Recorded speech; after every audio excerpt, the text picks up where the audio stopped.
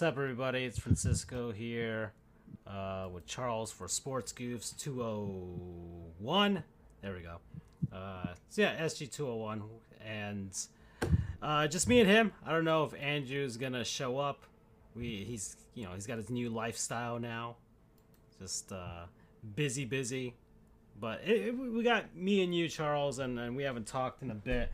So, and this is completely at random. A bunch of stuff that we can Whole bunch over. of stuff. Yeah. Also, we're on Discord now, so the audio quality is going to be a bit different. I got to test this and play around with it compared to Facebook, because Facebook is kind of crapped out on us right now.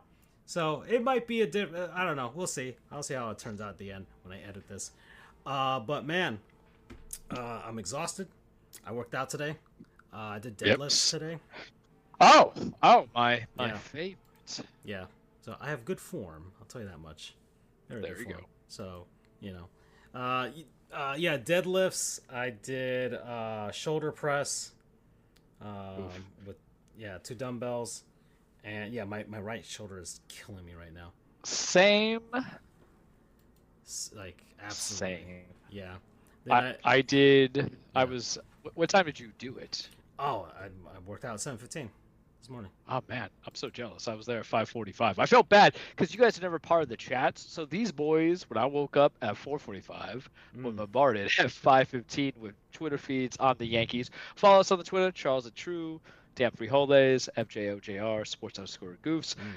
Plus Historian, which is kind of coming to the end of its road for the season. Panthers Historian, which is going to blossom beautifully. I want to see the cup because they're going to have it at the team store at the practice facility. And they didn't say when. They just said that you can sign up and we'll let you know when it's going to be there. And it might be my only shot, especially if it's on a weekend, to see the damn thing up close and take a photo with it. You gotta do it, man. Yeah. You gotta. Yeah. I'm hoping it's not... I hope it's not next weekend because I'll be in North Carolina. So. Oh yeah, that's right. The wedding. I actually, no, the wedding's next month, but the bachelor party. Yeah, bachelor weekend is next week, and I actually have to pack for that. Now that I'm saying that, I haven't packed for it at all. Asheville, North Carolina. Have you been there? Have you been to Asheville? Yeah, I've hit touch points of it. I mean, this is how I always view North Carolina. It's just the same. I don't think there's anything like substantially different. And I've been to North and South Carolina. I always equate it to like Florida without the humidity, which is fine. Kind of greener. I can understand why people like it. I don't hate it. Didn't like South Carolina, but obviously that's because I was stuck waiting for 2 hours for an Uber because I misjudged a theory of that everything was mobilized. So next time if I hit there, I'm basically gonna drive or rent a car. Okay. And I gotta also buy my ticket and hotels for the wedding next month. So I better start doing that. Yeah. I gotta do that like tomorrow or today, depending. So, we just got paid this week, so I might as well gouge myself with those. And shit, man, I've been going like crazy to the bathroom, man. I've been drinking a ton of water, like the last, like it happens every workout. I want everybody to know I did not plan that portion of the show, so I'm finding out that my buddy's bladder is flowing well. Tell me about your workout bladder interaction. No, I just drink a ton of water. I mean, I lose so much water because it's like in the morning, it's humid. We just like I just work out of the garage, out of his garage. So, yeah. Like today, it was the deadlifts, the shoulder presses, the shoulder shrugs, some like lifting off the ankles, that type of thing. Oh, calf raises. Yeah, calf raises. There we go. And, this man gave you a whole body workout. Yeah. That's why I'm sore. And then holding the ball straight out, and then just kind of turning left and right. Yep. Good core. Right. Yeah. Yeah. I'm feeling it in my backside. I'm not as flexible on that side, so I guess trying to build up my flexibility for sure. Because I've been really tight. Really tight. Muscles are really tight, Charles. So I'm just trying to get some flexibility so I can keep working out more, much further than that. Let's see. And then leg raises as well with the the weights and everything like that. So, and then 2 mile or not 2 miles, but two like what is that? It's a quarter, like a half mile or a jog, like just straight Okay. up. Yeah. And I will always tell you, not that I'm mean and lean and a good fighting machine, but I've noticed because I went on a kind of like, oh crap, I'm B35 kind of thing, and I upped that cardio to do like 37 four. 2 days. Right there you go. Happy early birthday. But Yeah. going 4 to 5 miles after lifting, followed by, lifting and then going, and my workouts. Poor Francisco and Andrew. Like if they want to be lazy and they just want to eat slop all day and lay in bed, and then there's my ass one sending them like my little iWatch or Apple Watch workout statistics, and they just see some craziness comes in. But I was doing that, and I was doing like the elliptical on leg days, and I never did the elliptical on leg days. What I ended up doing was just like the bike, like the little bike to get my knees, my ACL nice and tight, but like it was a different kind of structure. So we trimmed up a little bit, and that's what you're going to find out, that you're going to pee a lot. That was me this morning because I woke up and I was up and going at 5:40, and like usually a normal human being wakes up and they go to the bathroom, they do whatever. Me, it's like, all right, I'm going to wake up, do my morning, like first pee, right? But we're not pooing anytime soon. Not that if anybody at work listens, sorry, I apologize that you're hearing about my bowel movements. But especially since they're trying to have me with responsibility. More on that later. But I'm like, all right, because I do that. But you know what happens is you go first, and then I load up on like a pre-workout. But I don't go too heavy because I'm high on it because I'm gonna need caffeine later, and I did. BCAAs and then a protein shake because I upped my protein to where it's a protein shake with my workout, pre-workout, post-workout, another one before the day and before bed. So when I got home at like 7, I felt like, not to get too personal, but you ever have to pee and your nips are just diamonds because your whole body's sensory position is just like going, I can't be the only one. The exact sensation, I think I got it. Yeah. And it's the worst, man. It is legitimately the worst. I'm like, oh man, I'm dying. Going from there. So that was just me kind of going through it. And I squatted 225. Okay. I leg extended 150, new record. I calf raised with the barbell at 225, and then I leg pressed at like 360. And I was like, all right, we're all good. I did my and I wasn't gonna go far because I'm still recovering from the sinus infection, so I don't want everything to drip down. But but I'm like, all right. And so when I get home after I shower, I tell you I'll get this stuff, guys, because there's a purpose. Then after I'm fully dressed, and I was getting my car service today, so I got to be even shorts until I had to go get my car. My knees effing buckled, man. So sometimes you can try and you can do everything right, and then your body's gonna have a natural whatever. And the beautiful thing about the mind is it's a stubborn creation where it can ignore things around it. It's how we survive in this world. You have a bad day, you suppress it. You think about something good. You do this XYZ, or you just kind of like compartmentalize, and then your body gives you a terrible physical reaction. And I was like, my knee, I got a history of knee injuries, never tore, only pulled. But and for you, you're in a different regime now, because now you're skating, now you have your own private guy that's coming in around the community. Your body is going to need like 2 months really to adjust to this schedule of doing it straight at 7 in the morning. I envy you. I'm just a very mobile man, so I can't. Saturday, and I can't go around it. But then, importantly, is that if you're really hitting some real stuff, not the like, I'm Francisco, I'm here at the gym, let me hit this machine. You got someone telling you what to do, how to do it, and go from there. And then the great thing about personal trainers is they can be supportive. You know what the terrible thing about personal trainers are? When they start adding plates to the barbell, or adding more weights to the dumbbell, or telling you to do some like shorter rests and go from there, because you're only going to intensify, and then you're going to throw up. So be ready. I don't have to do a personal trainer. I should, because whereas your form's good, my form's okay until I start thinking that I'm Mr. Man, and then I hurt myself. You've seen that video of me doing 365. I did it. Ass in my sphincter is gone. Yeah. It felt great though.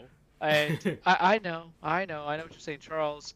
Is it a Napoleon complex? You're damn right it's Napoleon complex. I want to be like this 5'7" on a good day man who could just like come mess through because throw some. You know who is my idol? Wolverine and Scrappy Doo. What do they have in common? Tiny boys with big buff muscles, and you can be that too. Yeah.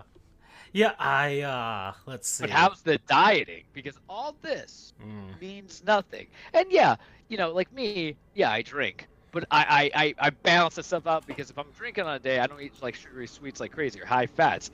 But what is your diet? Because you don't partake in the liquid goodness as much as I do. Who the hell is this person? Sorry, I'm into playing Cyberpunk, guys, and then I'm like almost 60 hours in the game. There's like, oh, there's a new person. I'm like, who is this? What new person? There's always something covering. We'll find out. But the point is that you like your repas. You like that. I just had some for dinner right now. I just knew it. Yeah. I just knew it. I'm there. I'm in your house. I got home cooking now again, man. It's been bad. Diet's been. I'm trying at the very least, but it's hard. But at least I'm being active at the very least. I just feel that it's a counterbalance. Yeah. Yeah, I just like at work because I'm still like.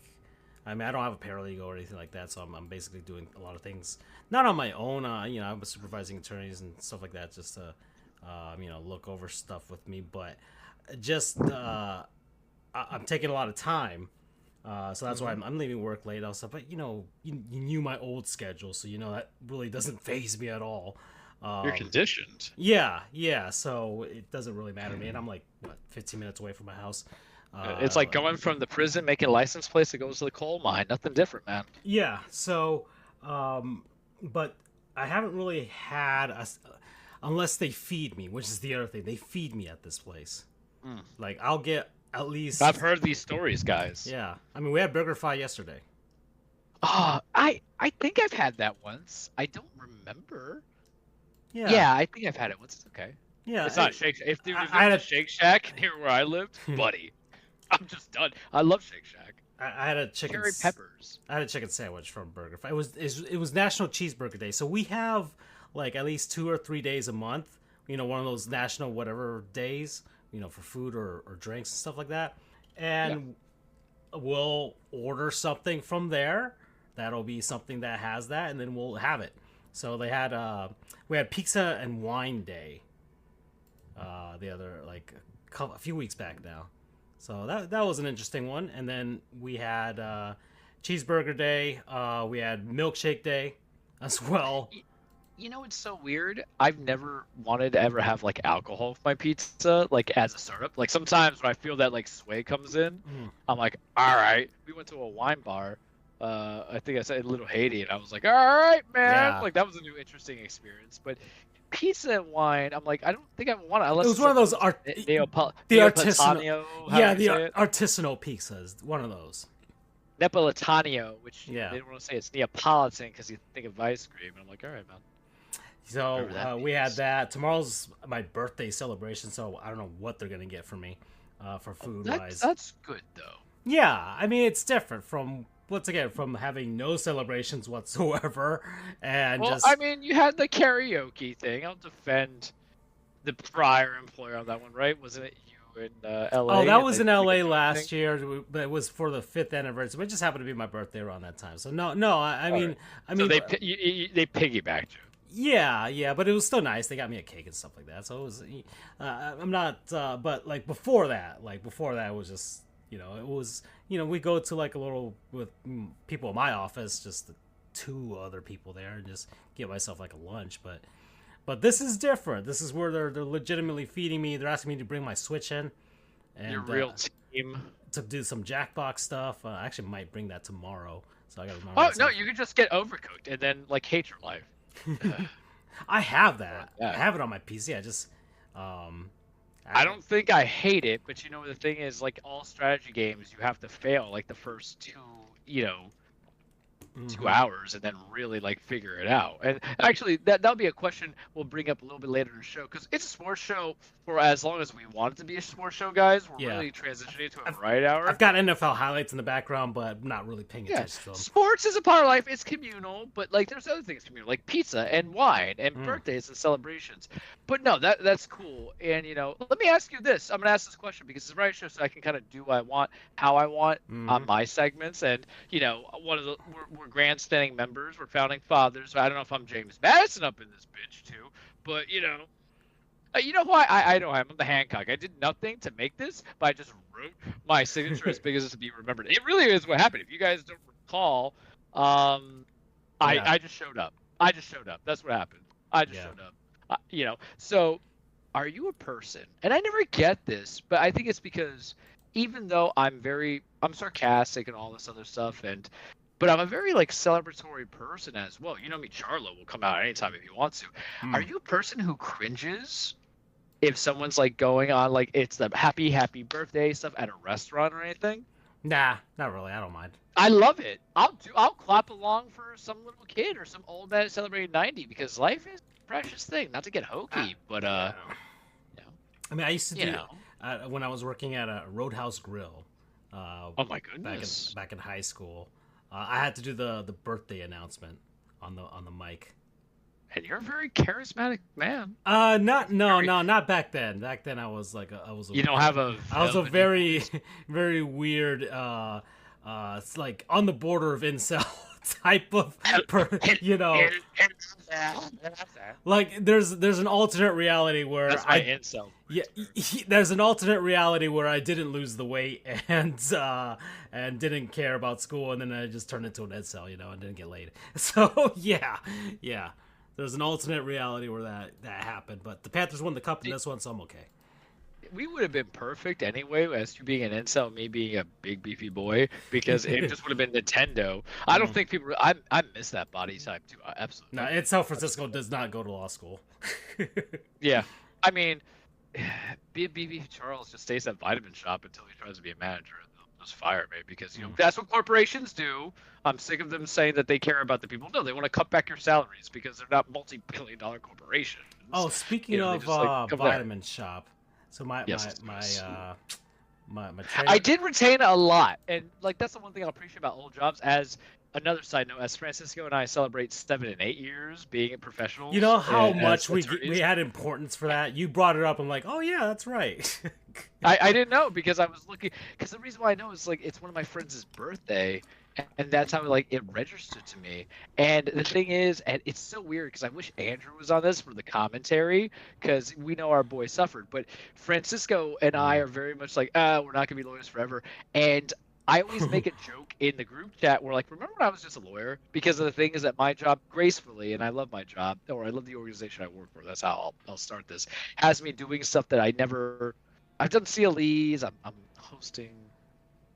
I'm emceeing a gala. I bought new attire and all that stuff. Point being is that this is all like found out today, and we're doing like reflections of where we were. And I was just literally having conversations about prior jobs and what I referred from them. But yeah, in San Francisco and big beefy boy Charles, who knows? But anything is possible, right? I mean, as long as we don't Puff Daddy Meek Mill this, we're okay. Yeah, I went there. Fuck Puff Daddy. Yeah. Your music sucks anyway. I mean, solo-wise, you have Last Night with Keisha Cole. It's really because she kills it. Shake Your Tail Feather's not even a thing. Nelly puts that up. It's not like with R. Kelly, where I'm like, I'm conflicted for reasons because the man made I Believe I Can Fly, and as he was getting hauled off, I was singing that comically and then trapped in a closet. But I literally could not give a fucking fuck. 5 about Puff Daddy because you know what, the guy was being investigated when he was dating J-Lo in 2000 about killing a man. We're almost certain he killed Biggie, and now my theory is that he was just trying to get a handy to Biggie, and he's like, Biggie's like, nah, I don't want that, and he shot that man. So not for me because I'm a Tupac guy, but for my paralegal who loves Biggie and we always had like the wars it. That's why. So that's my little rap. But continue. I really went on that tangent, but it's our show, guys. We do what we want now. No, it was just he was just giving me advice as far as like trying to cut weight and stuff like that, like a post workout with colon cleanser or something like that. Oh no, you don't want that, man. Okay, you don't want because all it is like the healthy cleanse sculpting cleanse, it's just Yeah. Senna or it's like smooth move, you could probably shit 6 very well, and if anything, just drink a gallon of milk. Yeah, okay, yeah, never mind. Because I'm fairly regular with my movements there, so That's like me if I did that's like if you did water pills and just like expel and just flush it out. how much water I just drink just as a normal thing that I just do. I just drink a ton of water. If I might, and I'm gonna put this on y'all for everybody, I've started taking collagen, like bovine, fish, poultry collagen, like a powder. There's like one I'll do, and I might do like a non-sponsor of it. Oh, Andrew goes, son of a bitch, I forgot again. Guys, I'm telling you right now on the show, he goes to me, he's fucking lying. He's lying. I'm not counting his statement. He asked today. He asked today. He asked yesterday. Oh, he had a segue. he like how does he say I need to put on a calendar? It's been Thursdays, so I'm calling it right now because if there's anybody who wants to do group interaction, follow us on the Twitter, follow us on the Discord, do whatever you gotta do. He is straight up just trying to be like, I took a nap. That's really what happened. Took a nap, which I get because remember he's in his first like 2 months of being a lawyer, and I think that's what we all did. We woke up super early, we read our stuff, we read our like law school supplemental A's on how to do trials, and then how to do evidence, and then whatever, and then you come home and you're super tired and you knock out for 2 hours. I guarantee you won't probably admit it. I guarantee you that's what happened. So anyway, back to the collagen. I think it's sculpted my body a bit. It helped because the thing is I have bursitis in my right shoulder. I was going to the PT for it, and it eased up, and I went off of it for like a week when I had the sinus infection because when I'm sick or anything, I just stopped doing all my shit. But it's helped out. My skin's always been good. Moisturizer. Guys, moisturizer. I'll have wrinkles, and that's what happened because I'm very emotive, so I frown a lot. But in Florida, you need moisturizer, and I think it's helped grow back some hair. And I'm not bald by any means. Like, ladies, understand, your boy ain't bald, right? We got a mane going on, fellas. I got a mane going on at 35, but it's kind of healthy, and I think that scoped me out a little bit.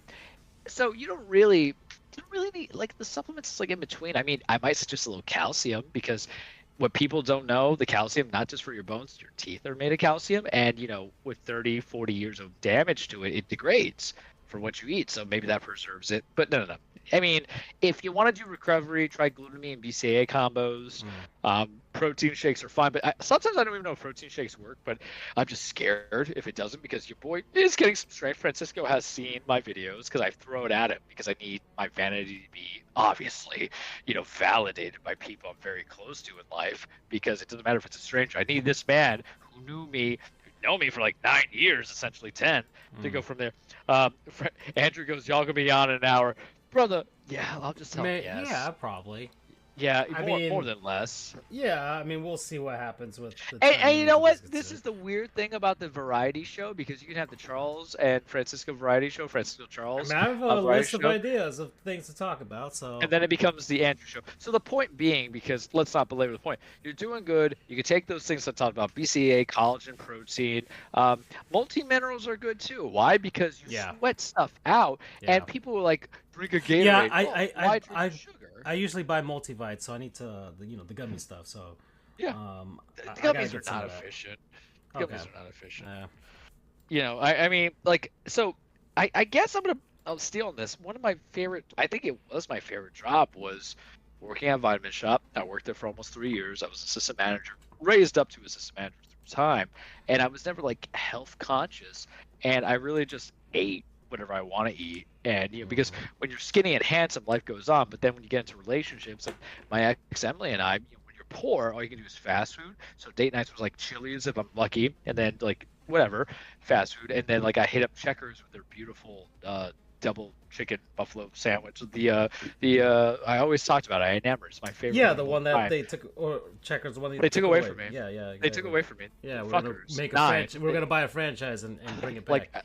We're gonna bring it back. It's gonna happen, guys. I promise you. And when the name comes back, because I haven't thought about it. I mean, if Taco Bell is bringing back some of their old stuff, you would think others would hop on board. The Frank's Red Hot. That's what it was. The double Frank's Red Hot chicken sandwich, and I would have 2 of them. So I've had 4 patties dunked in an exorbitant amount of Frank's Red Hot. I need that. I am Spanish, guys. You might not like it. You might hate it. Every Spanish word in my life that I've dated, like, tú eres un gringo. I'm like, yeah, baby, but you know what? This runs deep. This runs deep right here, because Francisco has seen me like kind of like semi orgasm on just seeing like Spanish foods, tamales, Yeah. arepas, corridas, stuff like that. It is there. I mean, we have our Point Mexican being, meat god in Nashville, Tennessee. So oh my God, right? And we got to follow the chef reactions. I don't know if he had a chance to look into it, but he's funny. Follow him on Twitter too. But I got a lot of knowledge. I mean, we can do that. I mean, Discord is actually easier for us to like share stuff. So I might. I mean, we might just transition to this. I mean, so I don't for mind. like BU and then I forgot the other guy's name. Sorry, Frank, I think. Like the two guys who are always Freddie Airmail. Freddie Airmail. Love him. Freddie's rankings, man. It's coming. It should already be done. Freddie, we love you. How could I forget? I'm so sorry. I apologize. It's just been a long time since we've seen them. But the point of it is just like, you know, we're switching it. The show's not canceled. We took a 4-month hiatus because it's fine. It's okay to do that. Life. We're not doing life. But we're not doing Netflix, which like Stranger Things is only on 5 seasons, but it's been 11 years. That's not us. And we get a little better. I think I speak better now that we had the break. I'm more focused. You are definitely like more broadened up past your cynicism since the Panthers won. Because guys, it was just dark time. And with Andrew, I'm very interested because you guys already know, if you've been with us for almost the 6 years I've been on, the one thing I make sure to do all the time is I heckle him about UCF. I heckle him. And now that he's in the, Big 12? Yeah. They didn't cut the mustard last year. They cut the mustard a little bit, but they got Colorado. It's a sports show, everybody, somewhat. They got Colorado in 2 weeks, and I'm going to be they're better. Yeah, there better be. Yeah. I'm stuck in between because my whole point of this college season is to be a hater. To hate on Mario Cristobal because he's in the air and Boone sets, so like just be gone. Well, not even Boone. I'm like World Series or be gone. Like those two. Cristobal, he's just gonna mess it up magnificently. But then like and I don't hate Dion. I don't hate Shador. I don't hate Salo. I don't hate Travis Hunter. I hate how the program is being presented as these winners, and they didn't really do much of winning. They're good at bringing media rights. They're good at bringing licenses. But at some point, at 35 for me, I think I just got sick of all talk, all flash, no substance. Yeah. Oh. And UCF came back against TCU, which is on the downturn, but that's a different story. That will be when he's there. Vitamin Shop taught me a lot of stuff, and don't do the cleanse because all you're doing is pooping out everything. But then you're going to rehydrate eventually. What you're really going to do with the fatting is just curbing the amount of portions that you put on plate. So if you love that big old rice, you do a little bit of rice. What you can do is drink in smaller glasses. If you do juice or soda, so instead of the 16 ounce, you do the 8 ounce. On your plates, don't do the big large plates for your dinner, do the small plates. And really what you should do is either decide which one should be your big meal of the day. I usually do lunch as my biggest meal, whatever it is, and dinner is just whatever I do because typically I'm working out 5 days out of the week. So, and breakfast, man, like it's scant. Granted, hold on, if I could tell you what they need to improve on. I bought like the 48 box variety pack of Pop-Tarts, and I told myself, all right, Charles, just a single.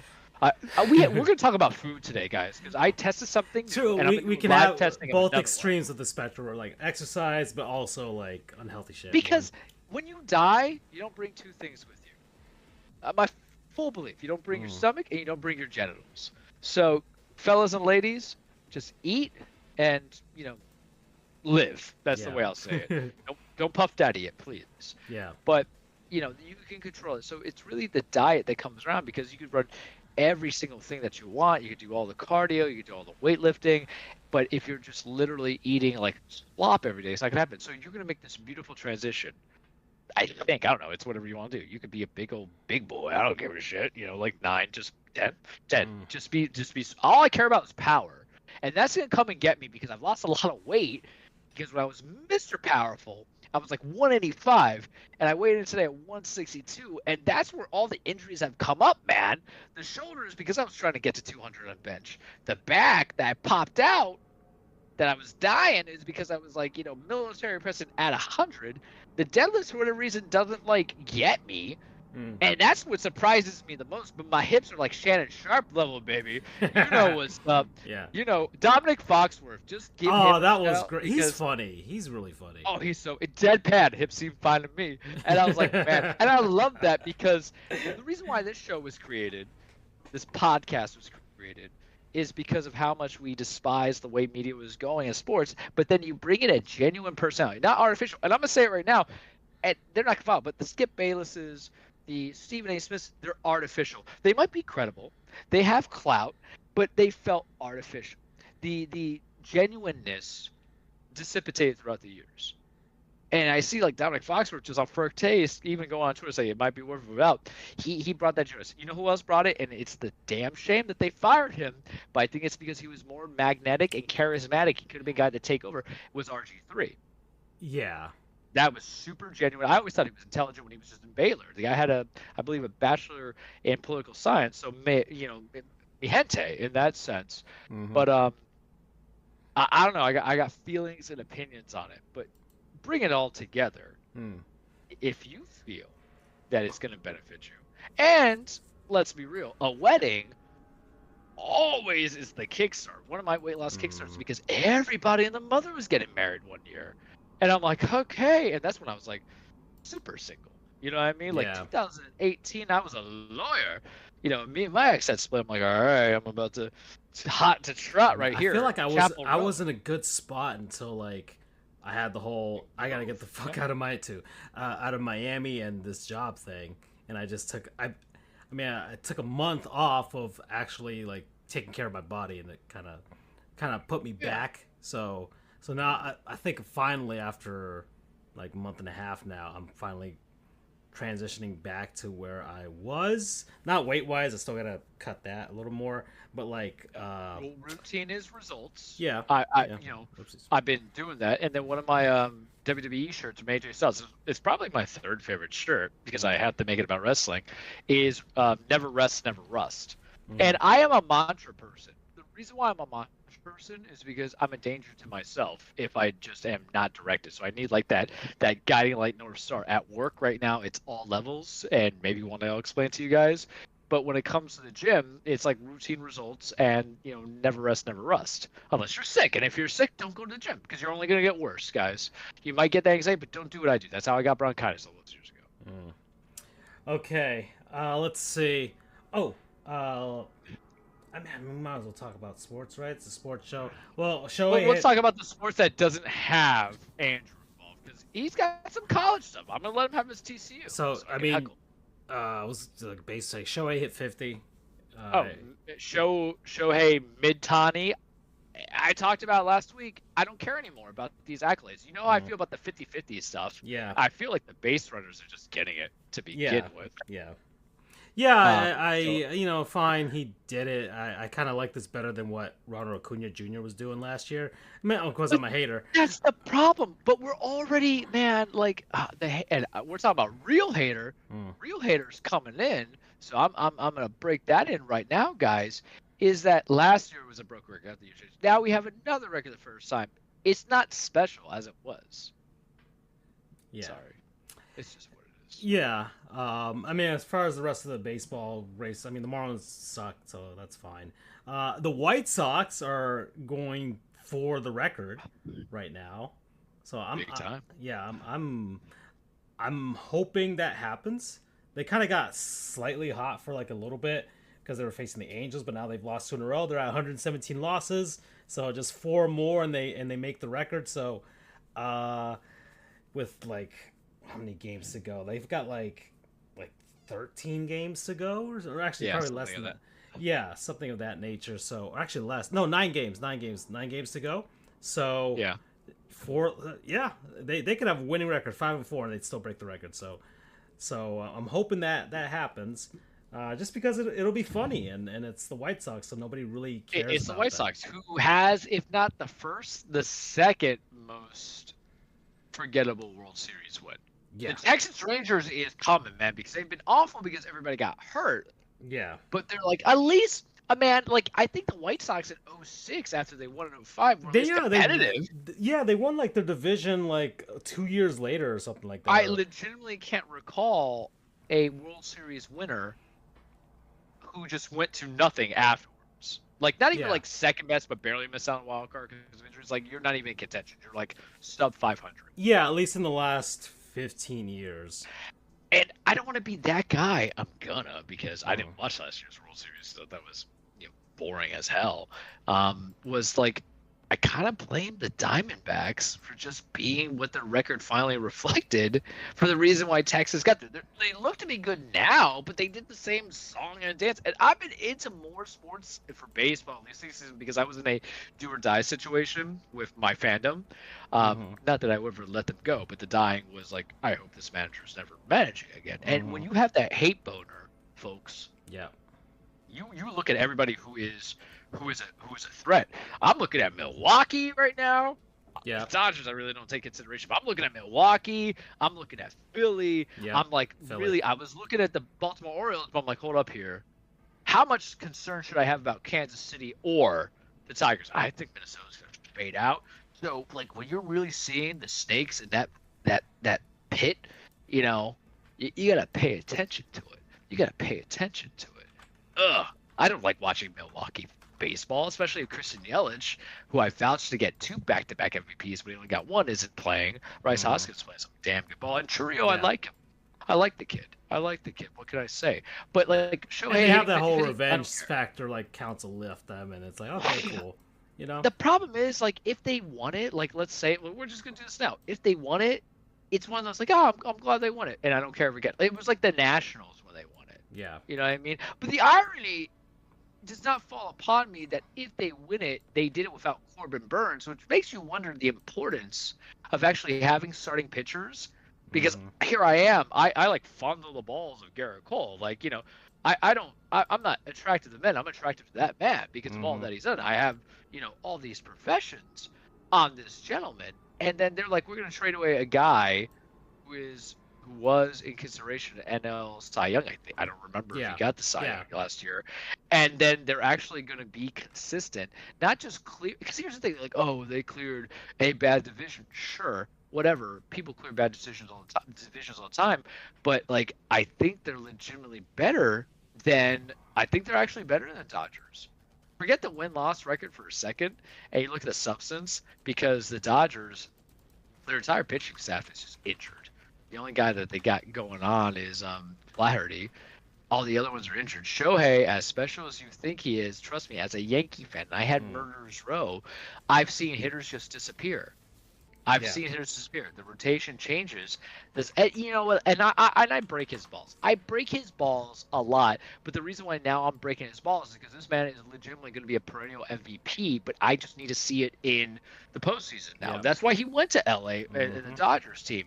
And because I've been there, I've seen Gary Sheffield like not accomplish it, and I love him. I've seen A-Rod disappear for A-Rod. I should start with him. I'm sorry, Gary. I'm so sorry.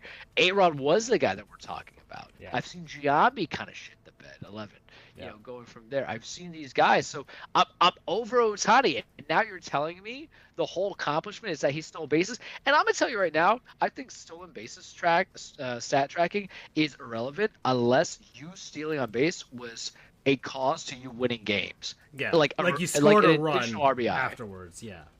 Yeah, like it really is useless because it's so hollow. Because how many times have we seen, oh, he stole a base, he went from 1 to 2nd or 2nd to 3rd, and then there is a screw up in some capacity. There's a double, there's a ground, or you get a Julio Rodriguez who forgot to go back to the base, and he's still young. So I think people forget that, but it's a bad move because I think that's baseball 101. That the catcher's always, catcher being whoever's on defense, whoever the baseman is always going to have their foot right there.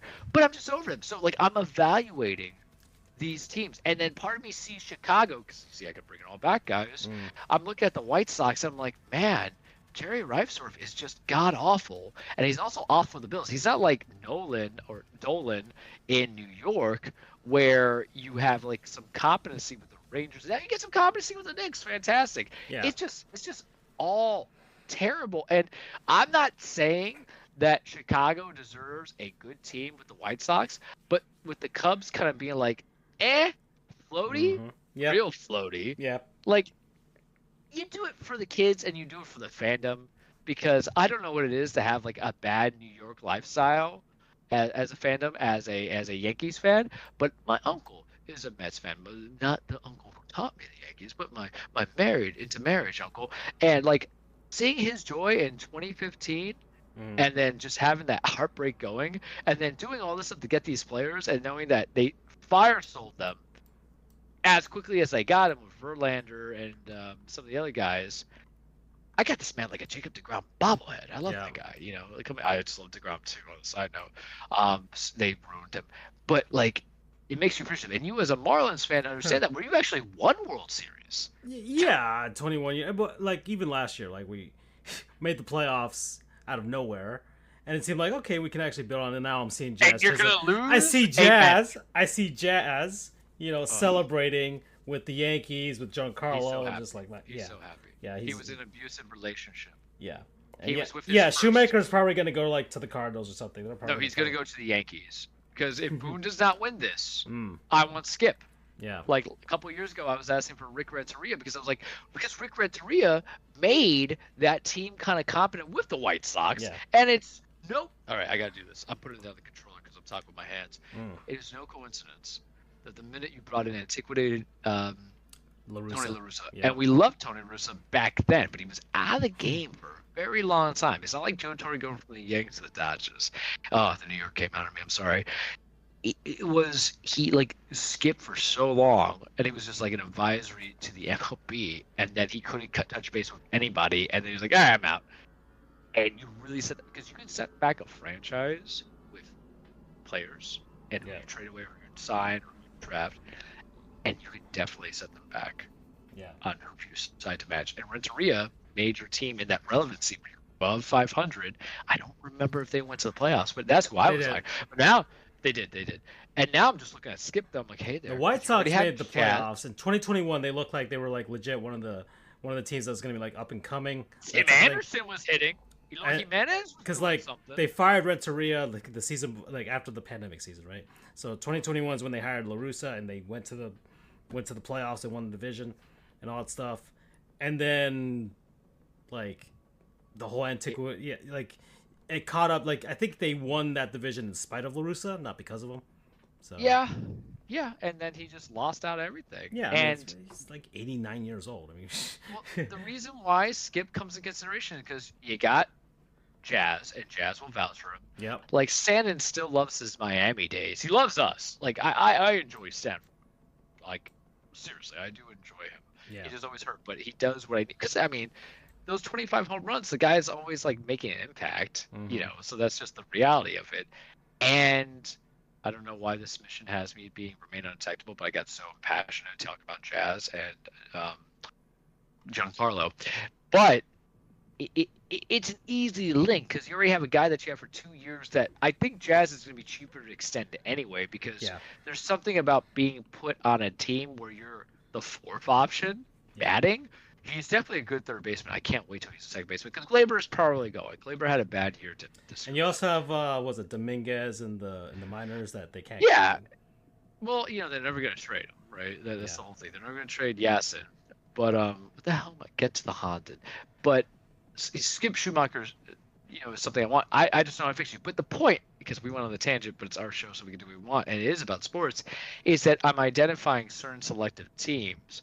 Because the thing is like if the Yankees get eliminated, right? I have to say, the team I can support for it's that Kansas City Royals kind of vibe, or that San Francisco Giants kind of vibe. Like you want to kind of see them, you like certain players, and you know you want the feel good thing. But Kansas City is like you knew there was not all the Hall of Famers in there, but you want to see like this team that was literally a farm system for 25 years deliver. And with San Francisco, it was just like they were already winning. I loved Lincecum. I loved all their other guys, Matt Cain, a few other ones that they have. Of course, their other pitcher who's now Buster Posey, Buster Posey, Zach, whatever, going from there. And then also, what's his name? Their manager, work with me here. Bochy, won last year. So I'm telling you guys right now, like, if it isn't incendiary if I say he's technically better than Joe Torre? I mean, I don't know. He's done more with less. Yeah, and the thing is to go elsewhere. And remember, that Texas Rangers team didn't have select pitchers there. Yes, it was an easy layup of a series. But, I mean, like, I'm always going to be impressed by a manager who can win. Yeah. With multiple teams. Yeah. With different variations of talent. First year, too. First year. Yeah. It is not the Phil Jackson equivalent, because Phil was just like super loaded, but they also Yeah. had the supercharged Phil. I know it's two different sports, but I'm gonna poo-poo on Phil Jackson a little bit. Plus also just teams didn't know how to beat him, right? Or Utah. Poor Jerry Sloan. But I look to evaluate, so that's why I'm keeping some feelers. I'm okay. I would not hate at all Philly winning it as long as they don't play us, because Bryce, it makes sense. You need contracts. These big contracts that lure teams away to other teams. He already got MVP. It feels right, I guess. Yeah. You know, I can't live with anybody in the AL because my team's in it. If my team wasn't in it to win it because we clinched last night, I can I'm find looking at somebody. this. I'm looking at the standings right now. So, you don't. I definitely don't want the Orioles for sure. Given I that would cry. yeah, I would cry. some of the beef. Yeah. I don't even like consider them, but I would cry. I'm like, damn it, you know. I got the Astros. No, you know, absolutely not. Especially if reason. they rebeat you guys in another series. Well, that's always a possibility. Yeah. You've got the Cleveland. Yes, I would be 100% behind it. Yeah. Because the idea is that you have the same team that's been building that didn't pick him up, and then Francona left. Yeah. You know, and the yeah, thing is, and Stephen Vogt's also a likable guy as a manager, so.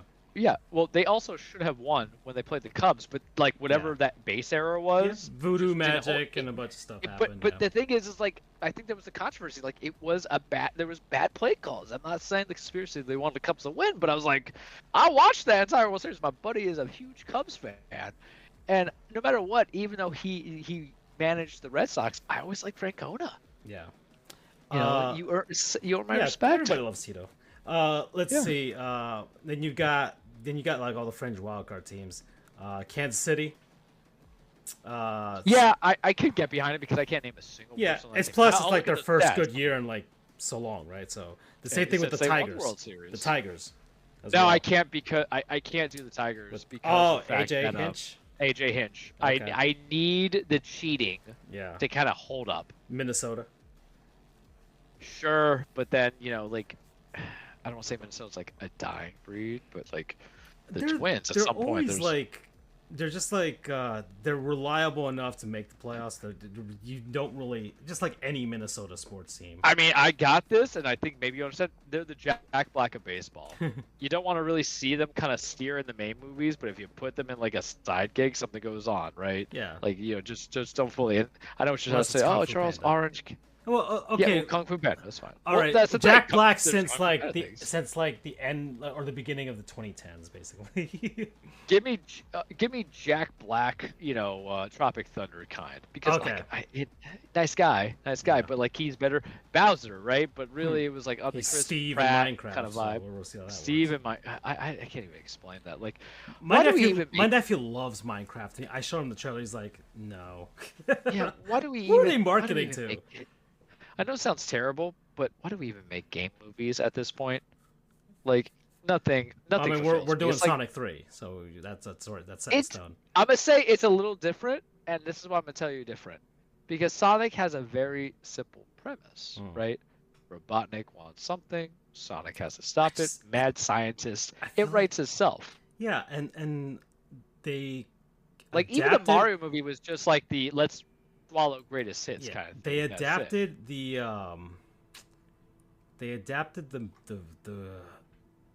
from like a real world type of premise into the game's actual premise.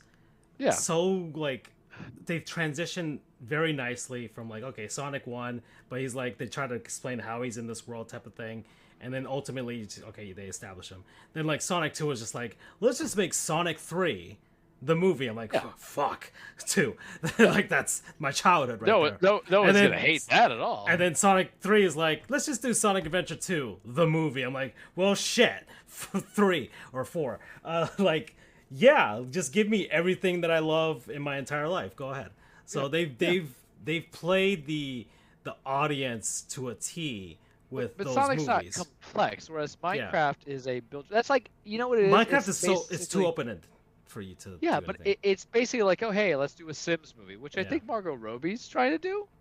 If I'm not mistaken. Yeah, but that's the whole thing. I'm like, what are we doing that? Surprise. What are we gonna do next? Roller Coaster Tycoon? Actually, you know what? I would 100% watch a Roller Coaster Tycoon movie because it's simple. Like the bare bones movies turned out to be better. Mortal Kombat, the first one. I didn't watch the remake.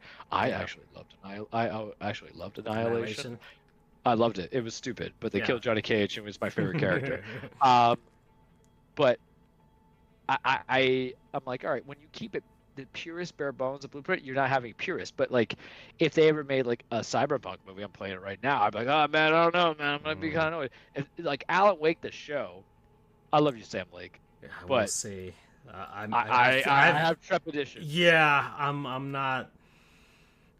Because I'm a bit the scared. more modern day games, like Borderlands, failed for a reason. Amongst many things, Jack Black, right?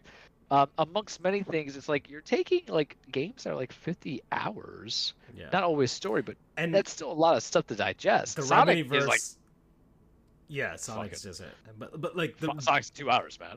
I mean, the Remedyverse is also like, it's so niche as well. Yeah. So like you're like, we see the elements of like the Twilight Zone and Twin Peaks and stuff like that. Like, you know, people forget like Twin Peaks was not a show for such a long time for a reason. You know, Yeah. it's and like, yeah, the Twilight Zone, but like they like Jordan Peele tried to make a new Twilight Zone, right? And does anybody remember that, or what was going on with that? So, you know, like, But I think for the Remedy people, it's a sports show, guys. It's a variety show now. With the Remedy stuff, it's more about like, you know, who will just be the producer? Just avoid Netflix, but if you get it on like Apple TV, sure, yeah, just a streaming platform would be nice and digestible at the very least, but like not. I mean, you already have Severance, which is a good, you know, movie or show. I've Watch heard, that. yeah, I've heard good things about it.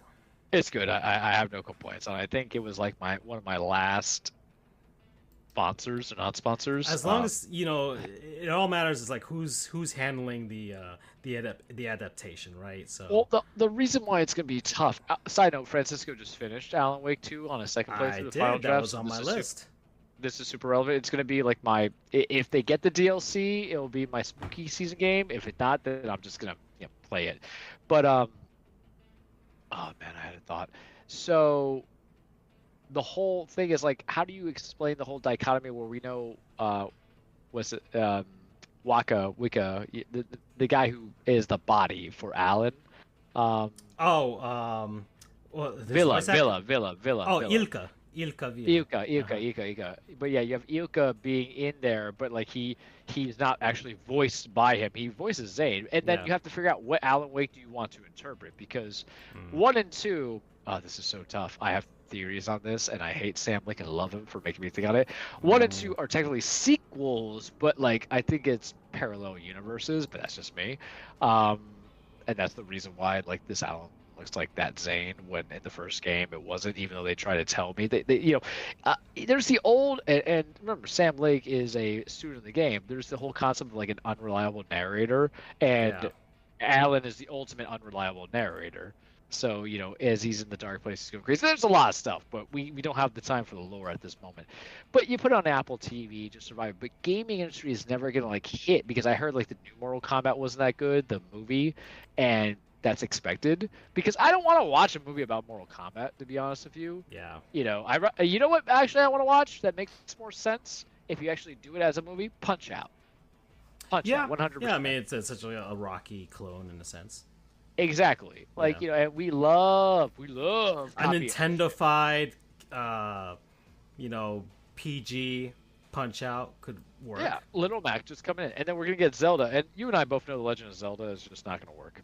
Yeah, I just know that. If you did animated, like a 2D, like, man, if you, I'm not gonna lie, a 10 episode animated series, a short one.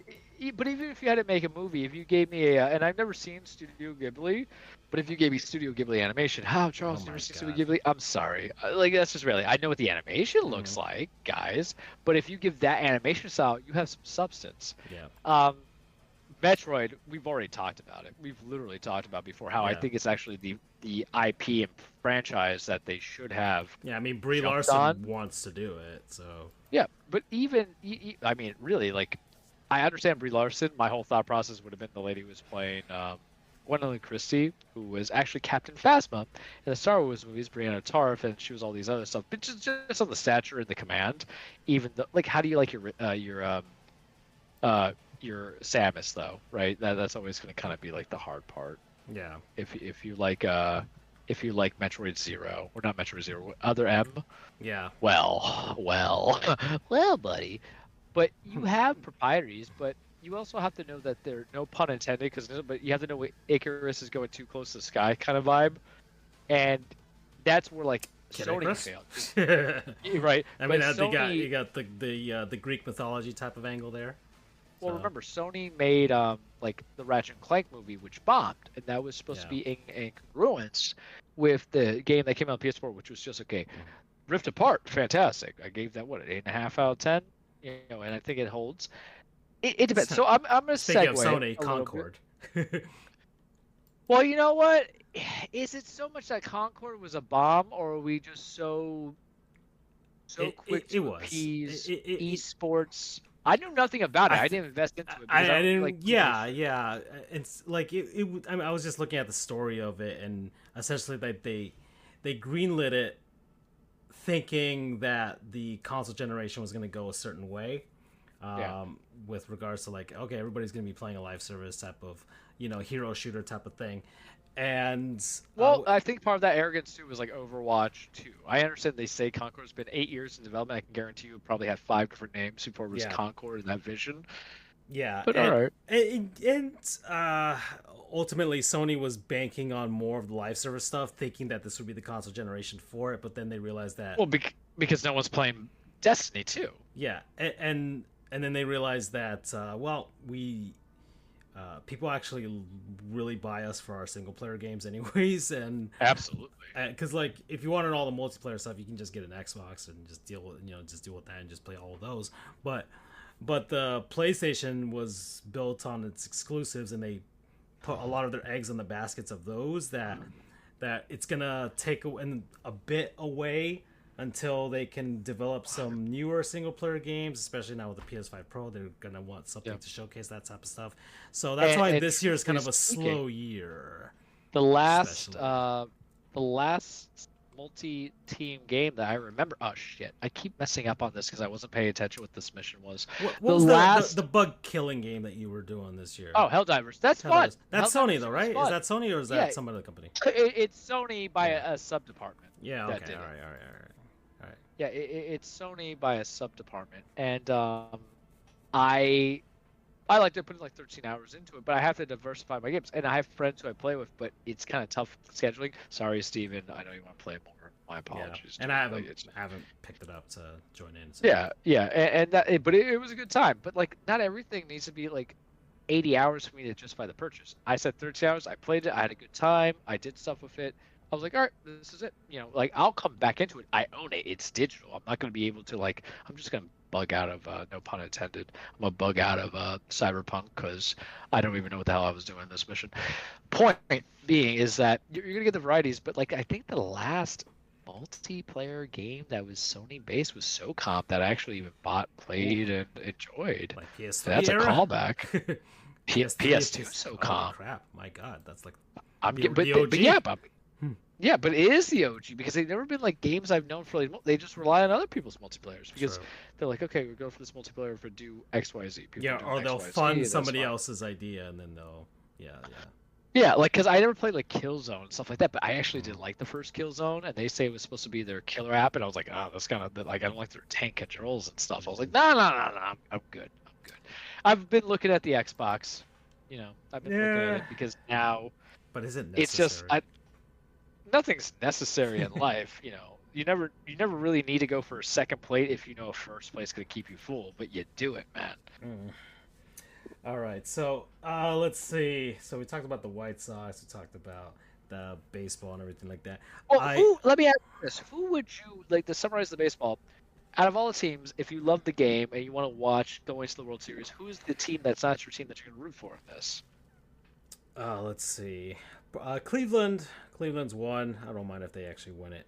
I don't mind if Milwaukee wins it. I'm over the Christian Yelich trade. I know we lost it, so it doesn't matter anymore. The Marlins really, man, I've been really down with the Marlins this year. Like actively, like almost not nearly Miami Dolphins level of petty with my posts, but you could feel the vitriol in my in all the things that I post for the most I part. guess we have to talk about football now in a second. Yeah, and then I mean we'll get on the penny train at some point. And then I've got let's see. I guess if I had to do an American League team, I mean I want the Tigers to make it because I've kind of been feeling them for quite a bit now. Javi Baez got injured and they've just taken off ever since. That's always a fun narrative. That's the irony. Yeah, and their highest paid player who sucks, and suddenly they get good once he's like not on the team and not playing. And then so Detroit or Cleveland out of the American League, and then the National League. I know the Phillies would be annoying if they won it, so I'm not really rooting for them. I don't want the Dodgers. They're to in win. your division too, Yeah. so you can't like. I don't want the Dodgers to win because I kind of need narratives to keep going with that, especially with like Dave Roberts, the Doc Rivers of baseball, and yeah, that's fair. I mean he's getting there.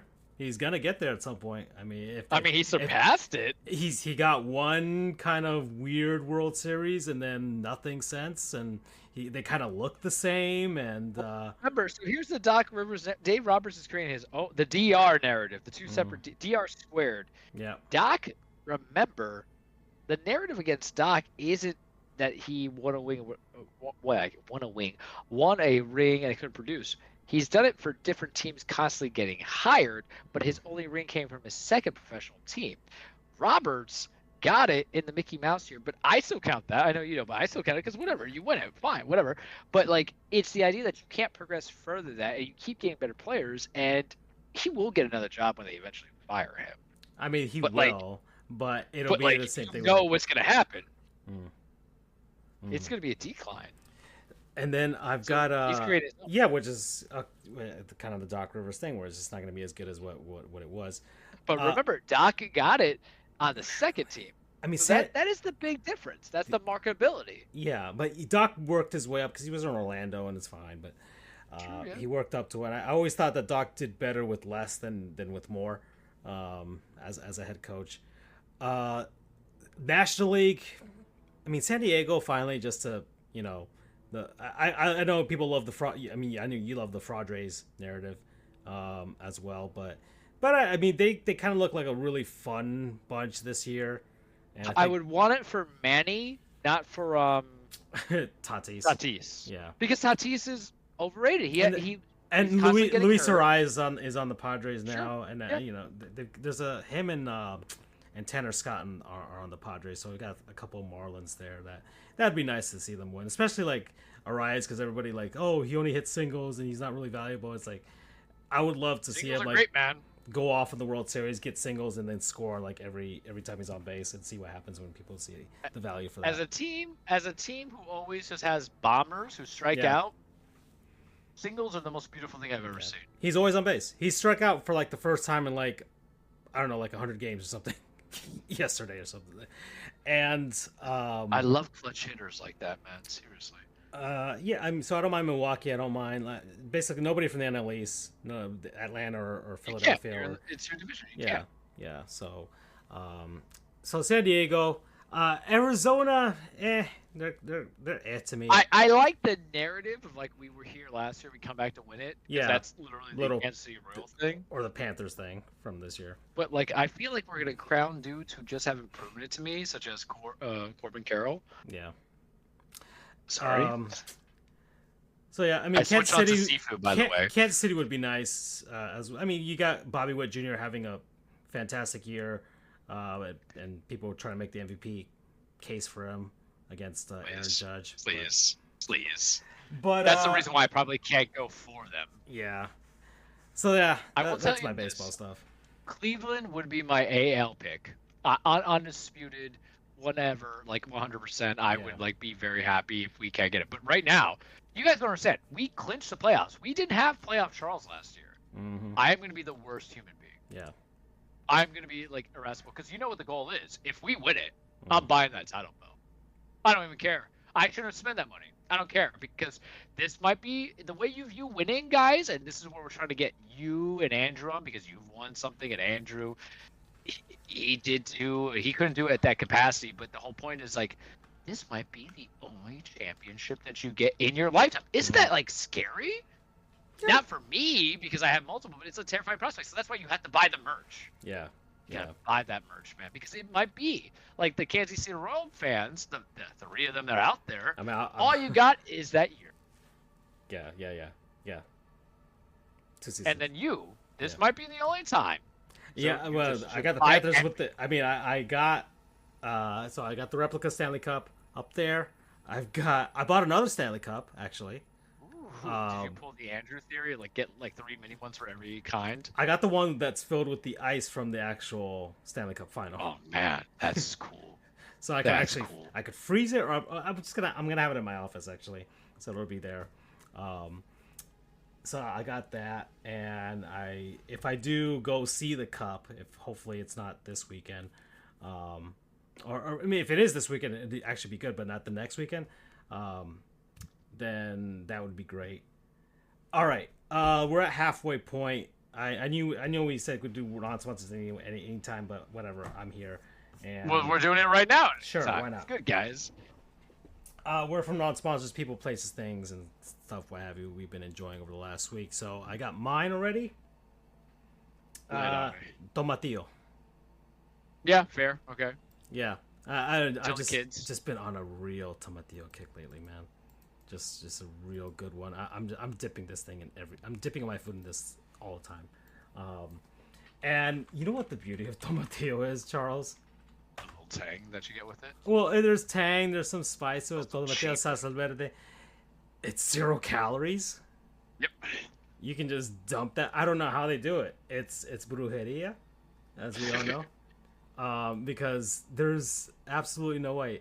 But it is 0 calories, and I got it from Conchita. And I go down to the little bodega that we have here, close by from my house, and I love going there because that's some good. Actually, you know what? I'm gonna shout them out. Hold on a second. This is a double non-sponsor here. It's a double non-sponsor, so I'm gonna give mine as well to La Tapatilla because they have been legit clutch for me. They're right nearby. They are. I don't want to use precise location. They have a supermarket, like a real supermarket. I mean, mine is like a little mercado. Yeah, mine is like a little small one. Vive nuestras costumbres. Yeah, Hispanic supermarket. Yeah, and how many locations do they have? Because I just know of the little one that I've got here. Okay, They got one coming down in Broadway in West Palm soon. Okay, they got Westgate. The one in Southern, which is the one I go to and I love. They have one in Jupiter. They have one in Tamarack, and that's it. So, but yeah, Tapatilla. They make guacamole on the spot for you over there. Yeah, fresh guacamole. Like you got to wait like 10 minutes for them to do it, but it is absolutely worth it. And you get a free bag of chips with that as well. And they have a rewards program. My God, I love rewards program. They have a rewards program, and I like free shit. Yeah, you can. 12. Holy shit! You can order now. Oh, that's 5. Oh, you can order online. My God. Oh, Charles, I'm discovering new things right now, and this is very dangerous. It's very dangerous. DoorDash, Uber Eats, man. You don't want to drive. Yeah. It's like that's beyond belief. But they're a nice little supermarket. They're right there. I don't like. It's like there's a Publix, but Publix is expensive, and you got to go all the way over there. And I this thing is like right down the street from me. And I just like going there. They have, I can grab like 3 loaves of Cuban bread, get some guacamole, get some chips, get some from freaking Humex juice as well, and get some mango nectars juice, and get my barbacoa, and get my cilantro, my limon, and my queso frito. Come back home and eat with the boys, the dogs here. I want a queso frito so badly right now. Yeah, it's been. I mean, they make some good stuff, man, and I really love this little supermarket. So Tapatilla, promo code Tomatillo. That's where I got this idea. I all started from there. It's great, man. They got all the spices. They have the little mini market. It's not big. Like the one I go to isn't big. It's not a big place. but it's just enough. And of course, like any Latino market, you can get your cell phone repaired there. You can send money to your family back at home. You can do the transferia, the wire transfers there. Get your SIM cards. Get your the joyeria. Everything. Yeah, you get all your stuff there at the same time. So there you go. All right, I guess I'll switch into mine. It was kind of it's kind of tough deciding because you have a whole lot of varieties and of what you want, what you got, and it's a person place. I think is that sometimes I want to just like designate new stuff and make it aware. But then I like go into the simple, and I'm gonna go with the simple for right now because with Thursdays I kind of remember like I'm retrekking when we do our shows and when I count it, right? Yeah. But I kind of hate them. I hate them right now because they're definitely price gouging. But today for lunch, because I had my car service, when I went to go pick up my car, I went to go eat. I picked up at Publix their hot honey tenders, not the sandwich or the wrap. Yeah. I just went and got the tenders. Yeah, and they have them ready made there. You just pick them up and go. Ready day. I just picked them up, and as I'm there, they were doing what I despise so much, but I needed to do it. And this is relevant to a little bit maybe later in the segment. They're doing like buy two get one free on like Frito-Lays and Ruffles chips. So, and the way I do is like, you got to do these either the party pack or anything else. But if it was 3 for $12, that means really like a full bag of chips is $4, which is what they used to be back in the day.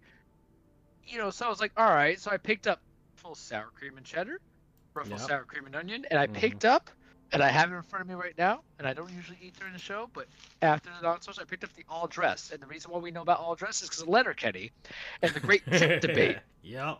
And in front of me, it says all dress, #1 Ruffles flavor in Canada. What does dress mean? Find out on the back. And it goes, because when you have ridges, the crunches are crunchier, the dipping strengths are multiples, and your chips become Ruffles. And we love because but they are all dress, as I read. I bet you're all wondering what all dress means. After all, in America, it means you're all wearing clothes. But in Canada, all dress actually means some delicious, ridgy chips that somehow taste salt, savory, and sweet all at the same time. Sounds good, huh? And that's when I shop at Publix, is when I can get the buy one, get one freebies, like I do with their bread. I think they're ridiculously overpriced, but the lunch I had for the hot honey tenders that was 0.84 of a pound, so ounces, right, coming into it, was only like $8.45, and I was perfectly full, and it tasted so good. And thankfully I was home eating my meal so I can relieve myself of that greatness. But I usually get them for lunch, but I'm highlighting that because when you need some food and you're being told how expensive fast food is, and yet somehow you're still compulsively getting it. We love Wendy's, but you're still compulsively getting your Wendy's, your McDonald's, all this other stuff, and you're doing it, it's costing you $15, $20 even. It's kind of ridiculous knowing that I could just get a pre-made hot honey tender.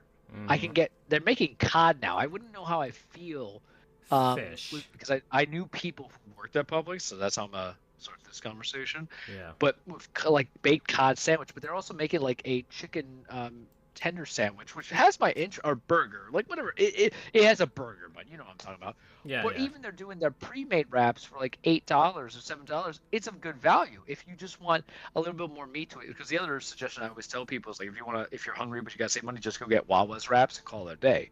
Because like $5 actually saves you a substantial amount of money if you have to be on the go. And I covered 3 counties, and some of them are as far as 37 miles from my own home, so I don't always bring a brown bag. You know what I mean?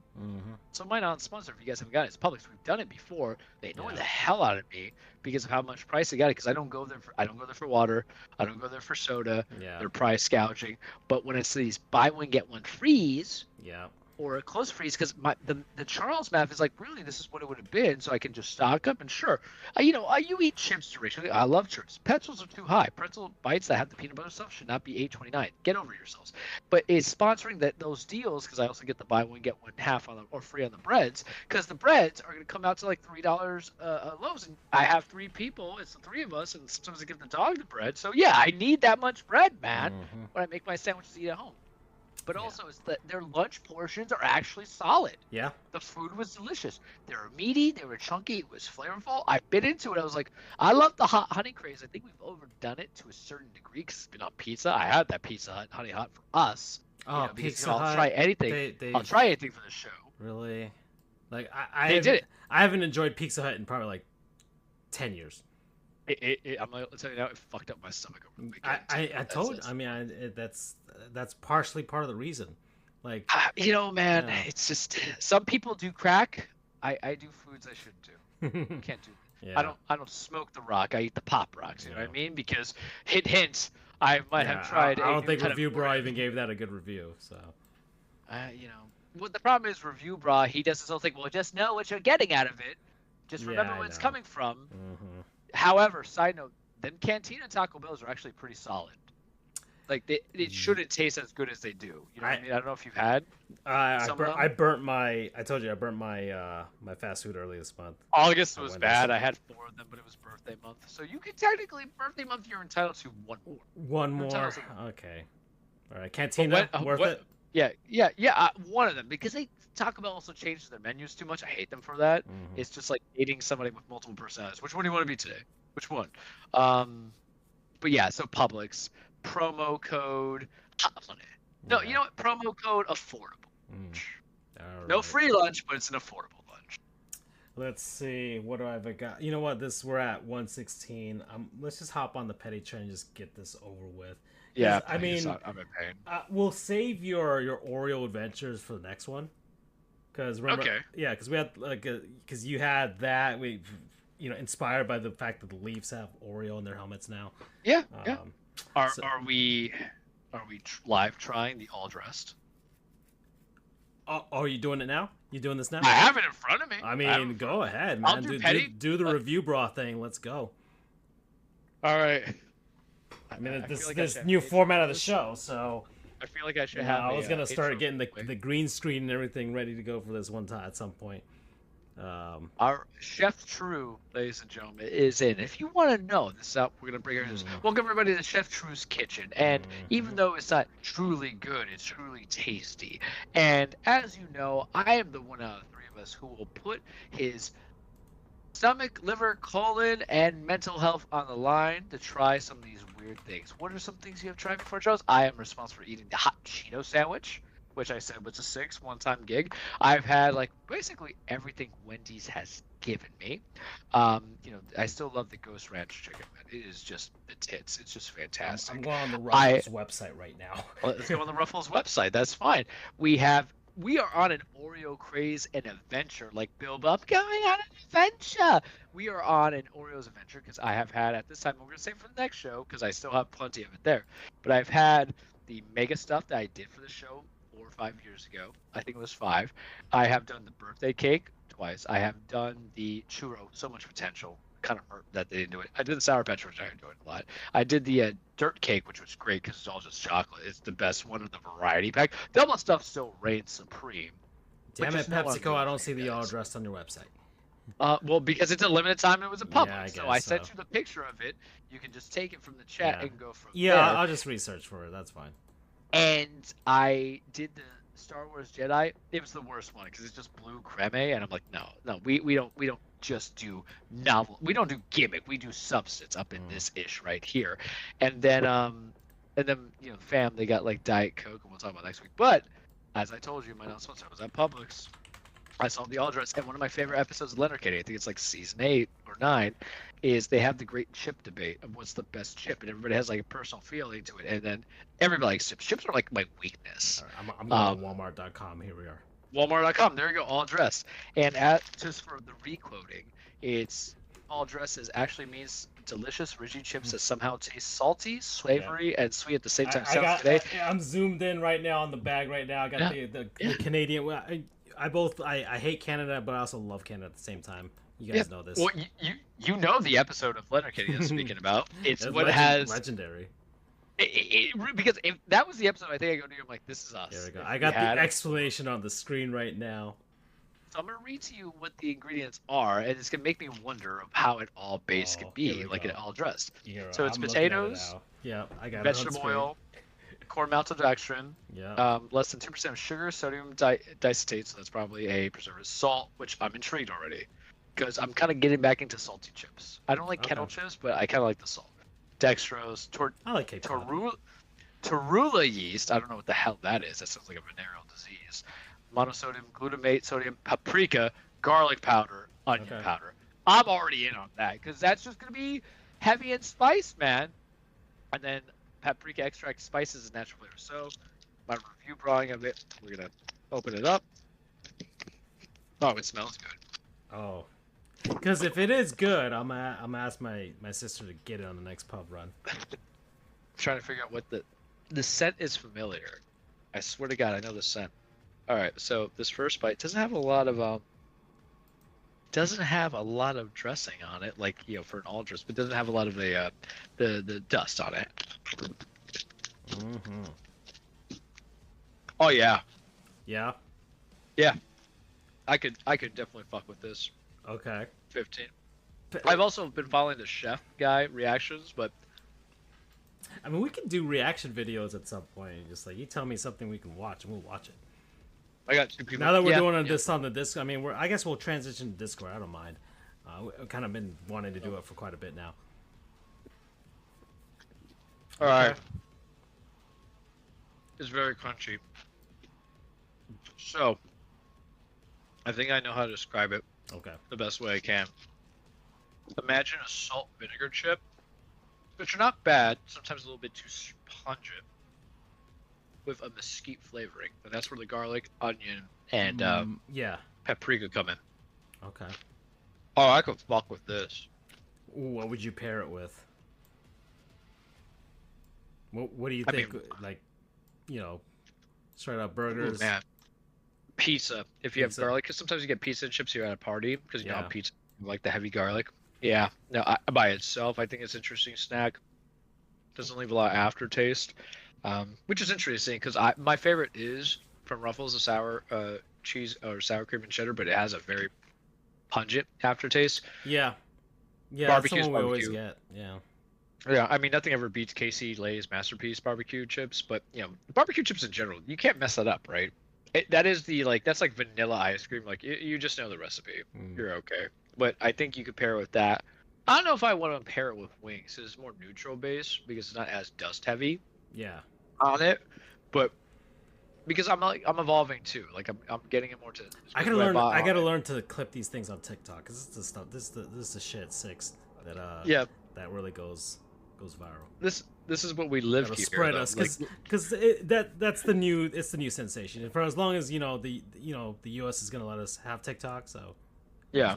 Well, it also feels like, and I don't know how to explain this, but this is the ruffliest of ruffles, like because the potato chip is on its own texture. Mm-hmm. It's the ridgiest of ruffles. Yeah, and it literally says that on this description here in Walmart. Hold on, it's at the bottom here. I highlighted it. Ruffles, all the thick ridges help hold more delicious potato chip flavors and send it to the thickest of dips. Yeah.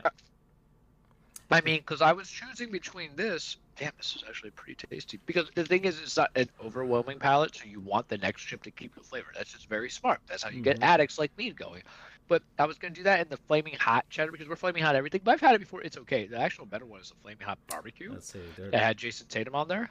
Yeah. But single multiple count packs are delicious, served with dips or eaten. Yeah, well, okay. You could actually do a dip on it because it's kind of neutral. As I brought my paper towel in there. Oh no, big fan. Yeah, big fan. Big fan. I mean, I don't. It's in mid tier because there's so many different varieties of chips. Chips is really just what you want to be. I don't try to tell people what chips to eat. I'll talk to you about cereal any day of the week. I'll talk to you about form of cookies and brownies and sweets, chips, whatever you want. You need a healthy rotation, man. You need a healthy rotation of chips, but I don't want to do ranking. I don't like to do rankings on chips if that's weird. You just buy or don't buy because you ever go to a party, the best ones are the ones that have like 5 bags of different chips that you can go on, plus one that's individually just for salsa as well, or queso. So like that's where I'm happy when you're not stuck to just like, oh hey, you have Doritos Cool Ranch and you have Doritos Nacho Cheese, and I'm just like, okay, I get that, but where's my Chex Mix? Where's my Frito, tortillas where I can mix my dip or queso? Yeah, where's Doritos, some basic pretzels? Doritos are great. The best one's always going to be like the extreme nacho and Cool Ranch. We can use a little bit more dust on the Cool Ranch. I'm just saying, something's happened. You know, the yeah, ranch is they've not gotten extinct. they've gotten a little plain in that sense. Yeah, very very plain. Yeah, Very they're plain. I not don't like this. as there's not as much of a actual kick to it compared to I don't know, maybe 10 years ago. They're holding out Yeah. on us for whatever reason. We remember the Doritos Inflation. 3D poppables. You kids would never know how great that was. Yeah. Unnecessary, but great. Okay. Petty trade. So yeah, let's go. Let's do Thursday it. night games going on right now. Yeah. Mets are winning 14-0 against the Pats. Fuck you, Aaron Rodgers. I'm not even counting that as a curse word. It's a statement. It's like the Bible, thou shalt not kill, right? It's a commandment. So I'm gonna put up the NFL scores. I had some of the highlights going on in the background this entire episode, but yeah, 14-0 New York right now.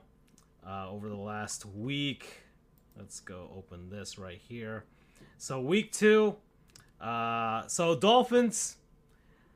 I won't go as hard with the narrative. The narrative's still the narrative for me, and we know this because that game was a disaster before Tua's head exploded. And it once again reiterated or reestablished everything that I have come to know about the Dolphins and how they've structured this team, which is not built to beat anybody that's actually worth beating. So, and that's not a slight at the quarterback either. No, I'm not sliding Tua at all. I'm off the Tua ain't it type of thing anymore. It's just it's just the structure of the team now. He did throw 3 picks before his brain became liquid soup. Yeah, and that we kind of know what we're getting out of him at this point when it comes to actual high pressure situations as an NFL quarterback, and they threw out the big money to him. And they decided to do what they. He ain't gonna be a quarterback anymore for y'all.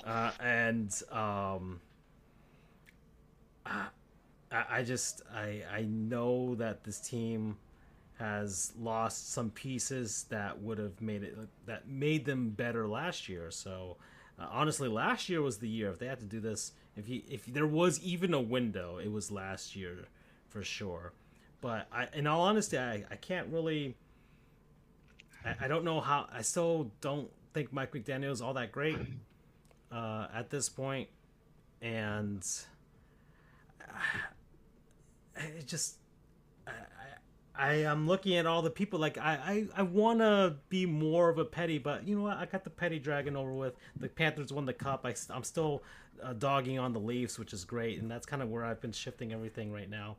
It's to other NHL teams, but I'm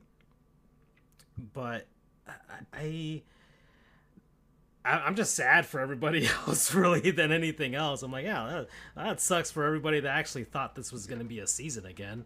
You know, well, especially since Miami team bases are on the decline because the Marlins are still in super rebuild. The Heat, it feels like the end of the world sometimes, right? We'll see. And the we'll Panthers haven't defending champions. Yeah, defending champions, but can they galvanize new fan bases, which is always tough for people who've never watched the sport before. You should watch it; it's great. Yeah, the cup actually does help a ton. So at the very least, there's that. And so the narrative continues to push forward. The Dolphins can't beat anybody, but if Tua's out for this long, it's going to be a losing season. And you know what? I think a lot of people who were getting a little too cocky before the season anyways actually deserve this because I saw this coming in. And you know, Doug, poor Doug. I still haven't fully converted him yet.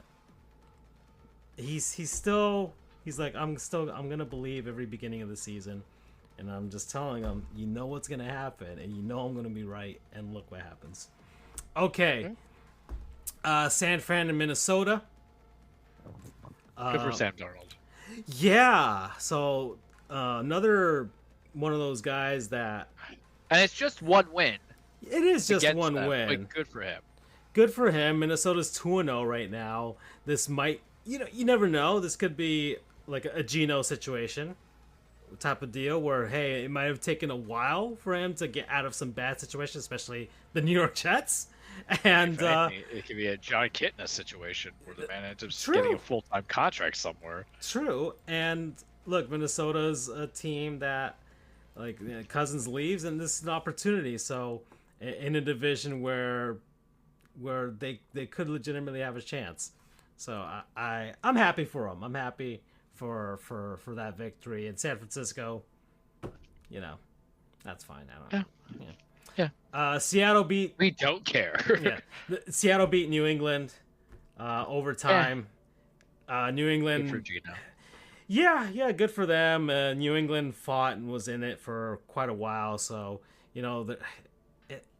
I don't feel comfortable like being like, oh, good for New England as like an underdog. It just feels wrong after so many years. Well, it's a whole new establishment. Yeah, exactly. You know, Jacoby Brissett's back to where he started. Oh yeah. Brandon, it's not Brandon Spikes, but what their coach is a former past. It's not Brandon Spikes, right? No, it's not Brandon Spikes. Why do I keep thinking it's Brandon Spikes? I know it's not. It's hold on. But it's in my head. New England. I have to do this. I'm sorry. Head coach.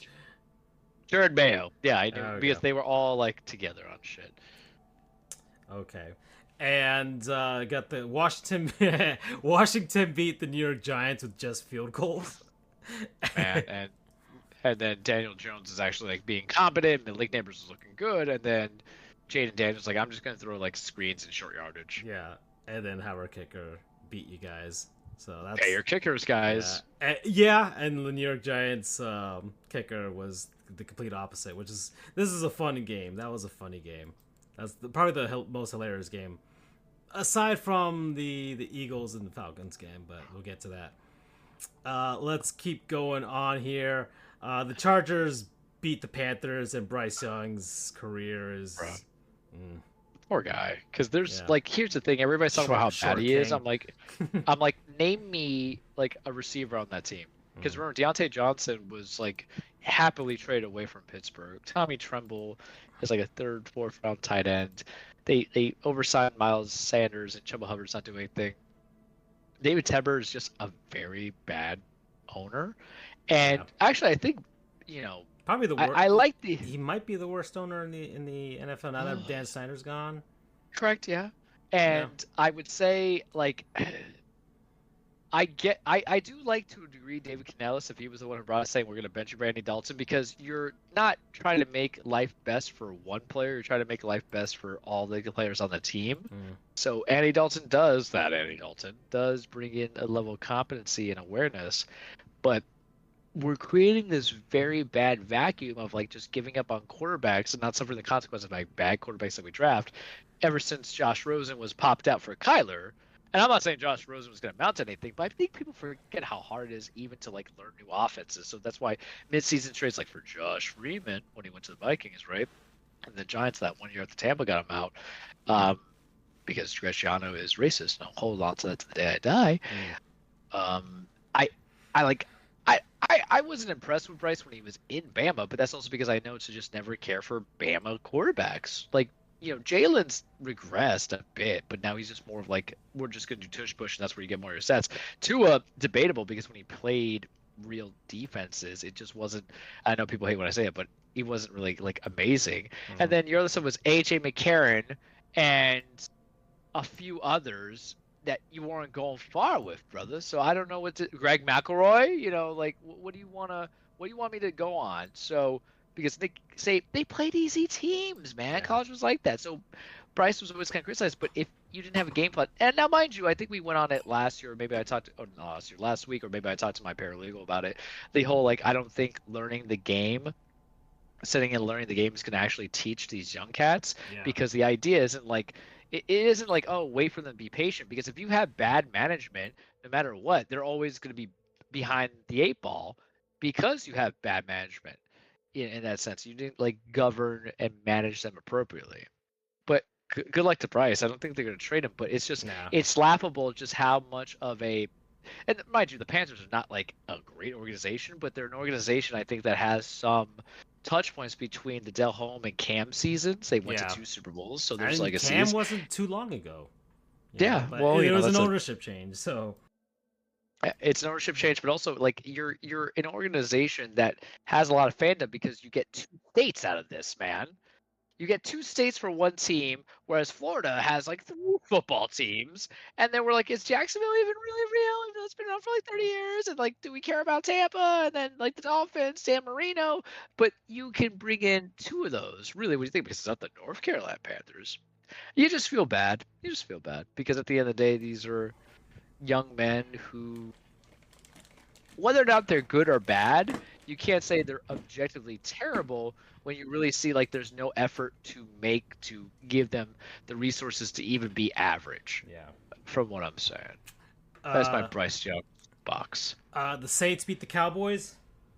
Hey, good for the Saints. I mean, there's questions and stuff like that, but you kind of need it. Alvin Kamara doing dirty work. I know this because I'm helping out one of our former law school buddies on his fantasy football, Charles McGee. Shout out to you, guy, who was having kittens every time. It's like, well, should I start going from there? And I was like, start Kamara. And also, it's just the Cowboys, where you talk about a team that lives on its rests on the laurels of the name. They did not build a good offensive team. Dak, I think, is fine. I don't know why people hate him too much. And all you have is CeeDee Lamb, Zeke, and all the other running backs are there. So they paid him. Well, you have no choice, right? Because look at what's out there. Because what are you gonna get? You got Trey Lance that you're not gonna like have him over. You just have him as insurance in case Dak gets hurt. So what? Your next up is Bryce Young. And now here's the thing: Tua being basically donezo, because you have to just take the forced retirement. So you have the doctor say you physically can't do it, just live on with your life. The Dolphins got to look at, okay, Sam Darnold will be my starting quarterback. Should Bryce Young be my starting quarterback? Do I want to take a chance on Zach Wilson and say, hey, I'm Mike McDaniel and I can fix anything? Like, what are we doing, right? Yeah. But Dak, go from there, take the loss. I think the NFC East is still weak, so this loss isn't going to kill them as much as they think it is. Packers beat the Colts 16-10. Good for Malik Willis. He wasn't the guy I loved when he was drafted. He was a third-round pick with the Titans. But if he did something for sustainability, because now with these vacancies, Tua, if he's gone for good, right? Maybe helps Malik Willis in the long run get a job as a starter, and that's fine. I'm here for the homies helping homies. I want that. All right. Cleveland beat Jacksonville. That's like asking which testicle you want removed, left or right, because Jacksonville's in my division, and then I just don't like Cleveland for obvious reasons, because whether or not we find Deshaun to be deplorable, Jimmy Haslam's also true. So there you go. Yeah. Let's see. The Bucks beat Detroit. Good for Baker. Good game. That was a good game. Good for Baker. Yeah. I mean, I want the Lions to win, but that's a good. But good for Baker. Yeah, of course. I think he's following the shoes of Tom Brady. Yeah. And trying to restore his reputation. He's been able to do it, eloquently and adequately and best very well. Let's see. Raiders beat the Ravens. Good. So I mean, I think it's kind of are the Ravens even really like how are they treating your boy? I think it goes to. I mean, he got better. He had like 80 something yards in this game, but he's not ran 84. The same way. Yeah, 84. And a touchdown. But I don't know if he's washed, because can you call a guy who's gonna get you 1,000 yards washed? But the thing is, it's like in football with 17 games, 1,000 yards is easy. So the demand is like I want 1,200. You know what I mean? I want some receiving. But I think there's a bigger issue, is that maybe John Harbaugh just isn't good. Maybe Joe Flacco was elite for one season, and that was. Is he the Doc Rivers of the NFL? Yeah, but it's I mean, actually, I think that'd be Mike McCarthy, right? Or Sean Payton. I mean, Sean Payton. At least Doc had some success with his other team. Sean Payton has been ass with the Broncos 16, and he's gonna remain to be, because I'm really seeing those cracks. Sean Payton is not as brilliant as you think. If anything, Mickey Loomis was a damn good GM who was able to draft all these. Devery Henderson was getting Super Bowl touches, man. Willie something, another one. We got players we remember to get that were coming in, and Mickey Loomis got you Michael Thomas. He got you Chris Olave. I know that's a little bit past Breeze. He got you. I think he was a Joe Horn thing. Marquise Colson. Like, fellas, believe me when I'm telling you. You had all those running backs, the Reggie Bush era, the Deuce McAllister's in between. Yeah. You got Kamara in there. Like, it is a product of, like, your GM saved your ass. Yeah. Let's see. The Broncos lost to the Steelers. So there you go. There you go. Yeah. I mean, the battle of mids. Yeah. Arizona beat up on the Rams. Boy. Boy, Marvin Harrison Jr., man. Mm-hmm. Give me that AJ Green kind of feeling. I think he was fourth overall pick, and so was AJ Green with Cincinnati. The game's a little bit different, but I'm talking about impact and what they can do. And I'm not a Kyler guy per se, but yeah, but one man does 2 it all. touchdowns, 130 yards. Yeah. Yeah, but that's the thing, it's like I don't hate people per se, but I just like being right. It's terrible, guys. I will know I'm losing an argument, but I will not relent that I'm saying wrong. Humble Pie is a segment we had to create for me to learn how to be better, to get into Kingdom Heaven, essentially. Texans beat the Bears. Meh. Yeah, it's a bad game. Yeah, I think people are too hard on Caleb Williams. If your problem is a quarterback paints his fingernails, boy, you have bigger problems in your life if that's your valuation. Chiefs beat the Bengals. He's not playing well. I guess it was a good game. There's a reason why I wasn't watching that game. And it's going to be correlated when we get to the segment, but it was PI from what I saw on the Twitter reaction videos. It was pass interference. Yeah, it was. Get over it. You guys hate Mahomes. Conspiracy theories, we get it. You guys hate. It's amazing how they hate a team that was trash for 30 years, essentially. And they're like, oh, but they're winning all the time now. I'm like, well, you know what? Your team sucks. I'm sorry. I'm sorry that your team sucks and you hate the fact that they built something because y'all in Kansas City of all places too. So yeah, in Kansas City of all places, where if it was really rigged, if I go on this, the Cowboys would be winning. No, if it was really rigged, Andy Reid would at least won the Super Bowls with Donovan McNabb. McNabb's not Hall of Fame, maybe debatable. I'll have to dive into that one day. But with that team of how it was constructed, if the NFL was really rigged for Reid and all that stuff. Oh yeah, it would have been Philly. It would have the 5 appearances they went to the NFC Championships for once. Get the hell out of here. The Falcons beat the Eagles. Good time. Nick Sirianni just has no concept of victory winning. He's cocky, man. Because why are you going to pass on 3rd and 3 for Saquon who dropped it? Just run. Do the tush push, do the run, do a play out. Trust that team, and then you can decide if you want to go 4th and 1. And then Kirk Cousins just be like, nah. And it was just hysterical, but I enjoyed that game. All right, and I left the best for last, Charles. So your Titans. When I told you guys last week I have yeah. a lot riding on this for multiple reasons. I'm watching this game. I'm seeing that first quarter. And I'm getting to that second quarter. I'm like, oh no, I feel the problems are happening. Will Levis is making some stuff that's happening. Meme worthy. I'm gonna tell you right now, the reason why I do not know the Chiefs and Bengals game is I got completely obliterated in the second quarter because I had to deal with my rage. Because it's one thing at the times was I don't care. They're out of all my team fandoms, they're always bad now. I have been talking shit about Aaron Rodgers for 6 years.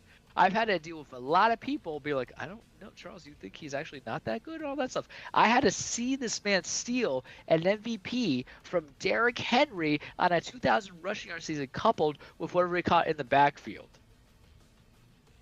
And to see him just get away, because I don't think he played that great. I know he didn't throw any picks, but those 2 touchdowns were just halfback wheels that Kenneth Murray could not cover for one of them.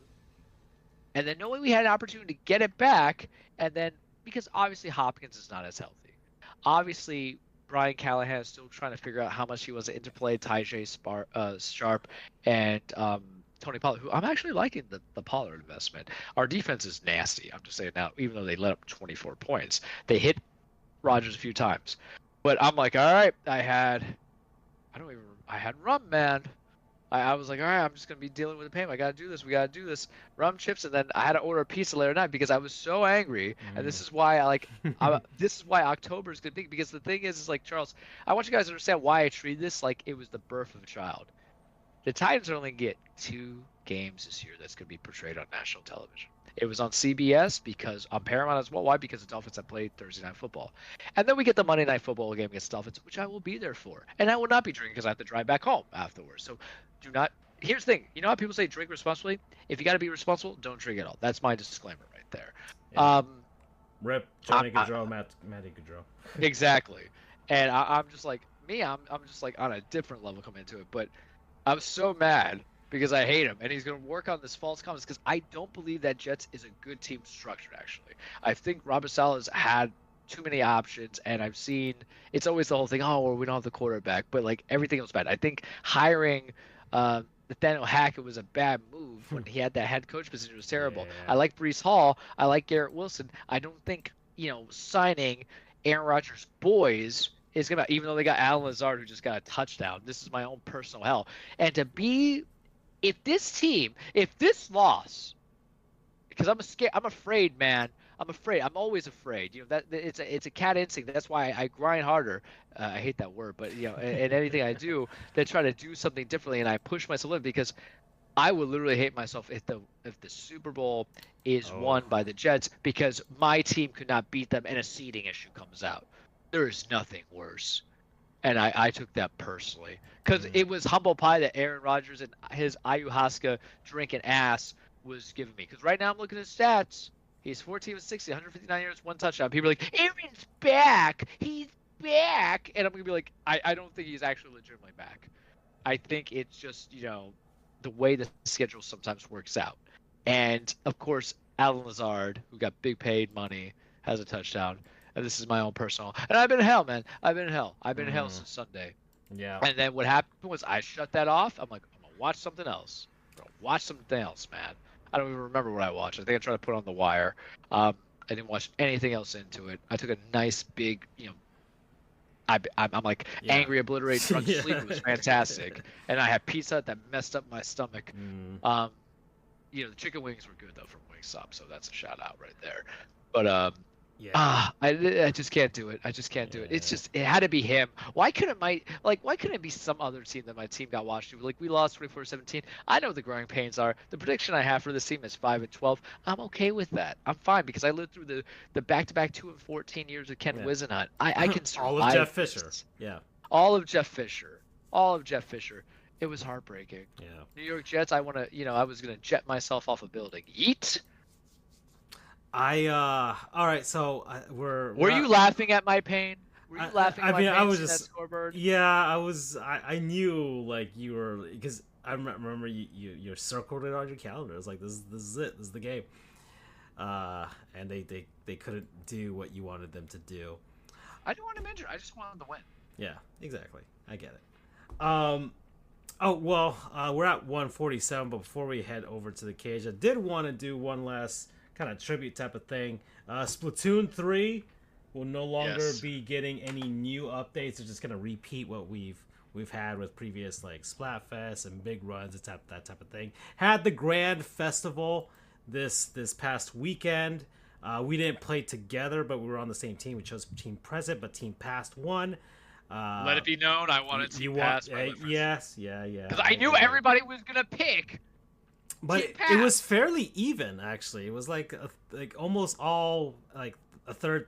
So it was fairly even. It's probably the most even of the Splatfest with regards to like people picking their teams. So real quick, how did the Dodgers beat y'all 20-4? Because we're the Marlins. Oh my God. Okay, go ahead. Talk about our favorite series. So so Splatoon 3. It's been 2 years now since it released, and they ended it with the bang at the end with the grand festival, essentially a Coachella in a that's a perfect way of explaining it. Yeah, it was Splatoon Coachella. So it basically was that, or one of those, the Color Fest or whatever they call that. And they had all of the pop idols from all 3 games at the festival. They were playing songs. I legitimately played only a little bit on Saturday because I was just sitting there listening to the concert. Because then they had it was cool, man. Yeah, it was legitimately it was like pretty watching cool. Tomorrowland or whatever it's called. Yeah, and with my setup with the lights and everything like that, it was fantastic. I want to get more lights now because I just have the one that kind of pertains to my screen here, and I do want to get newer lights that actually can do the whatever's on screen, it'll change colors to. Because after watching that concert, I'm like, holy shit, 7. I really, really would like my whole setup to be like that. But just kind of, man, I was just like really happy. This is legitimately like one of my favorite game series. It's been built upon each and every entry.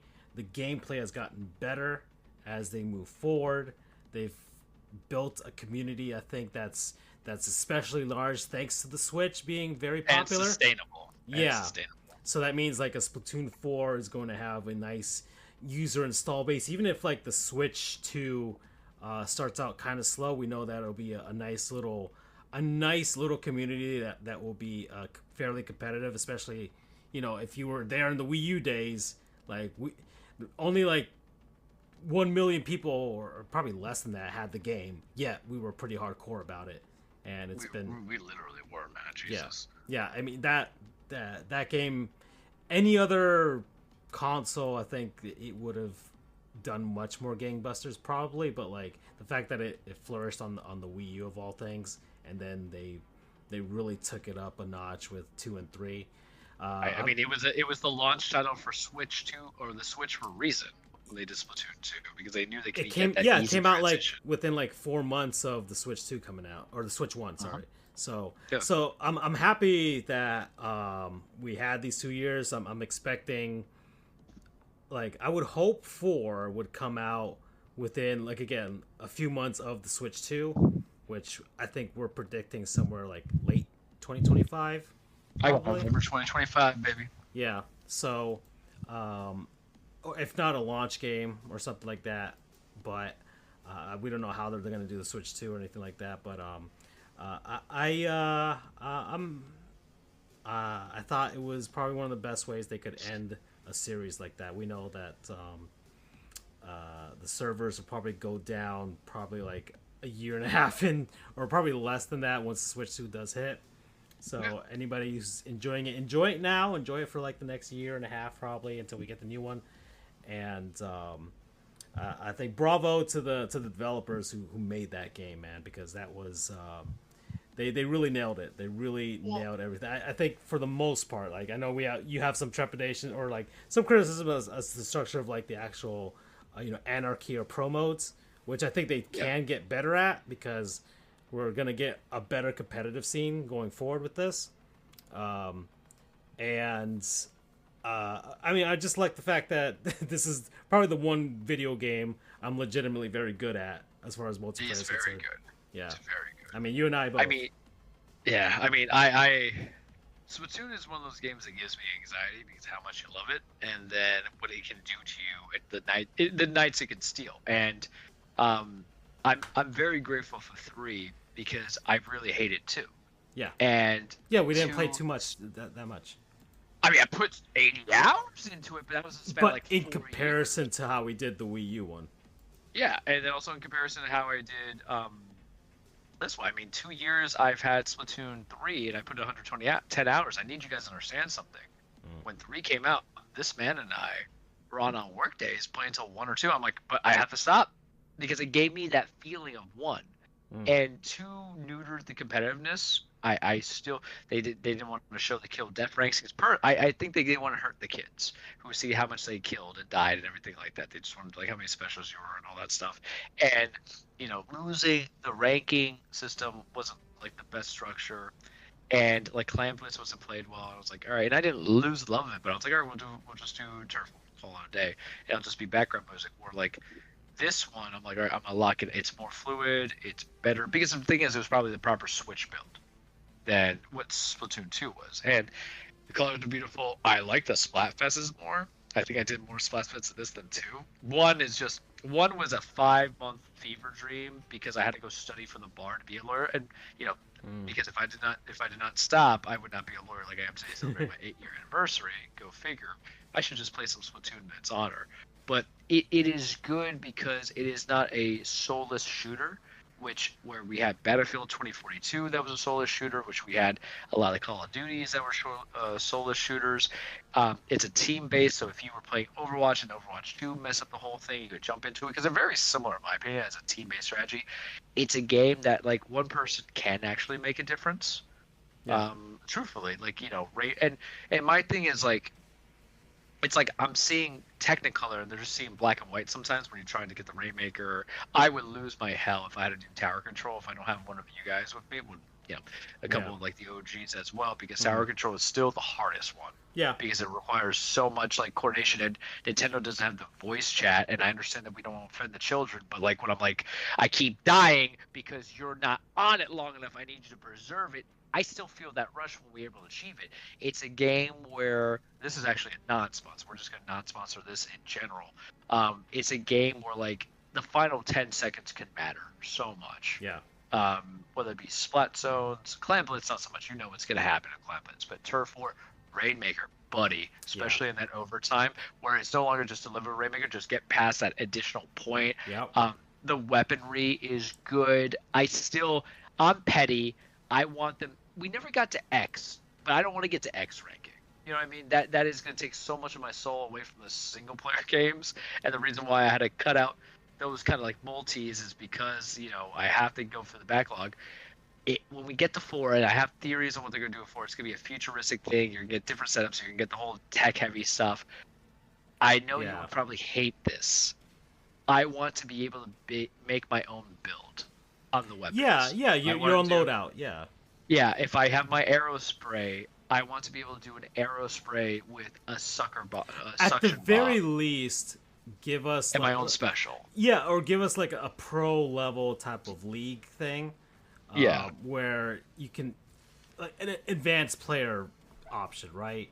Like, okay, you've played 1 through 3. You want to play on this much more highly competitive area of the game. You don't have to play it. They could have like a different tier under that people could play. But yeah, where you can mix and match your loadouts. And I would absolutely love it. I think the only reason they don't do that, because Nintendo, they will do certain things just to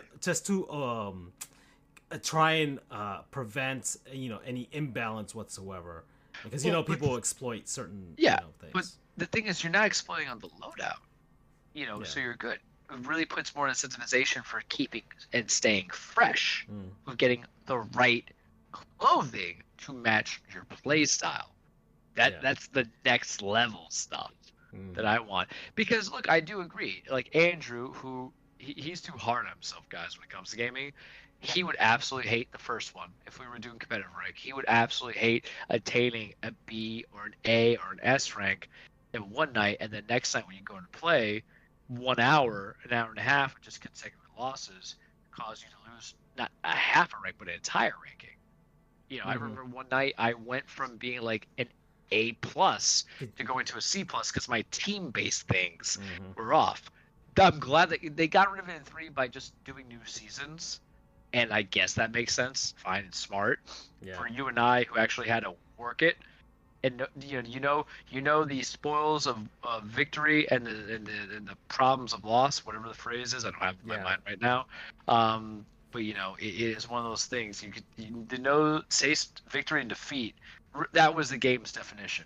And as a man, I guess, forgive me for sex for a second, spreading my ink everywhere. I was like, yeah, this makes sense to me. 100% makes sense. I get it. I think that's why I just intuited it. It is my favorite Nintendo IP that I've had in 15 years, right? Because remember, we're just gonna give this very long love for this game because Francis can put like triple the amount that I put in. For me, as a practicing lawyer, I put 110 hours, and if I just got 20 minutes to kill, I'm just gonna play that. But like, I had my NES, Super NES, I had my 64. Skipped the game. I had a GameCube, but I only had like a couple games. So you're 15 and you're poor, so it's like I can't do much. But I didn't play certain games on there. And then I went to the Wii. So I have a lot of games I stock up on.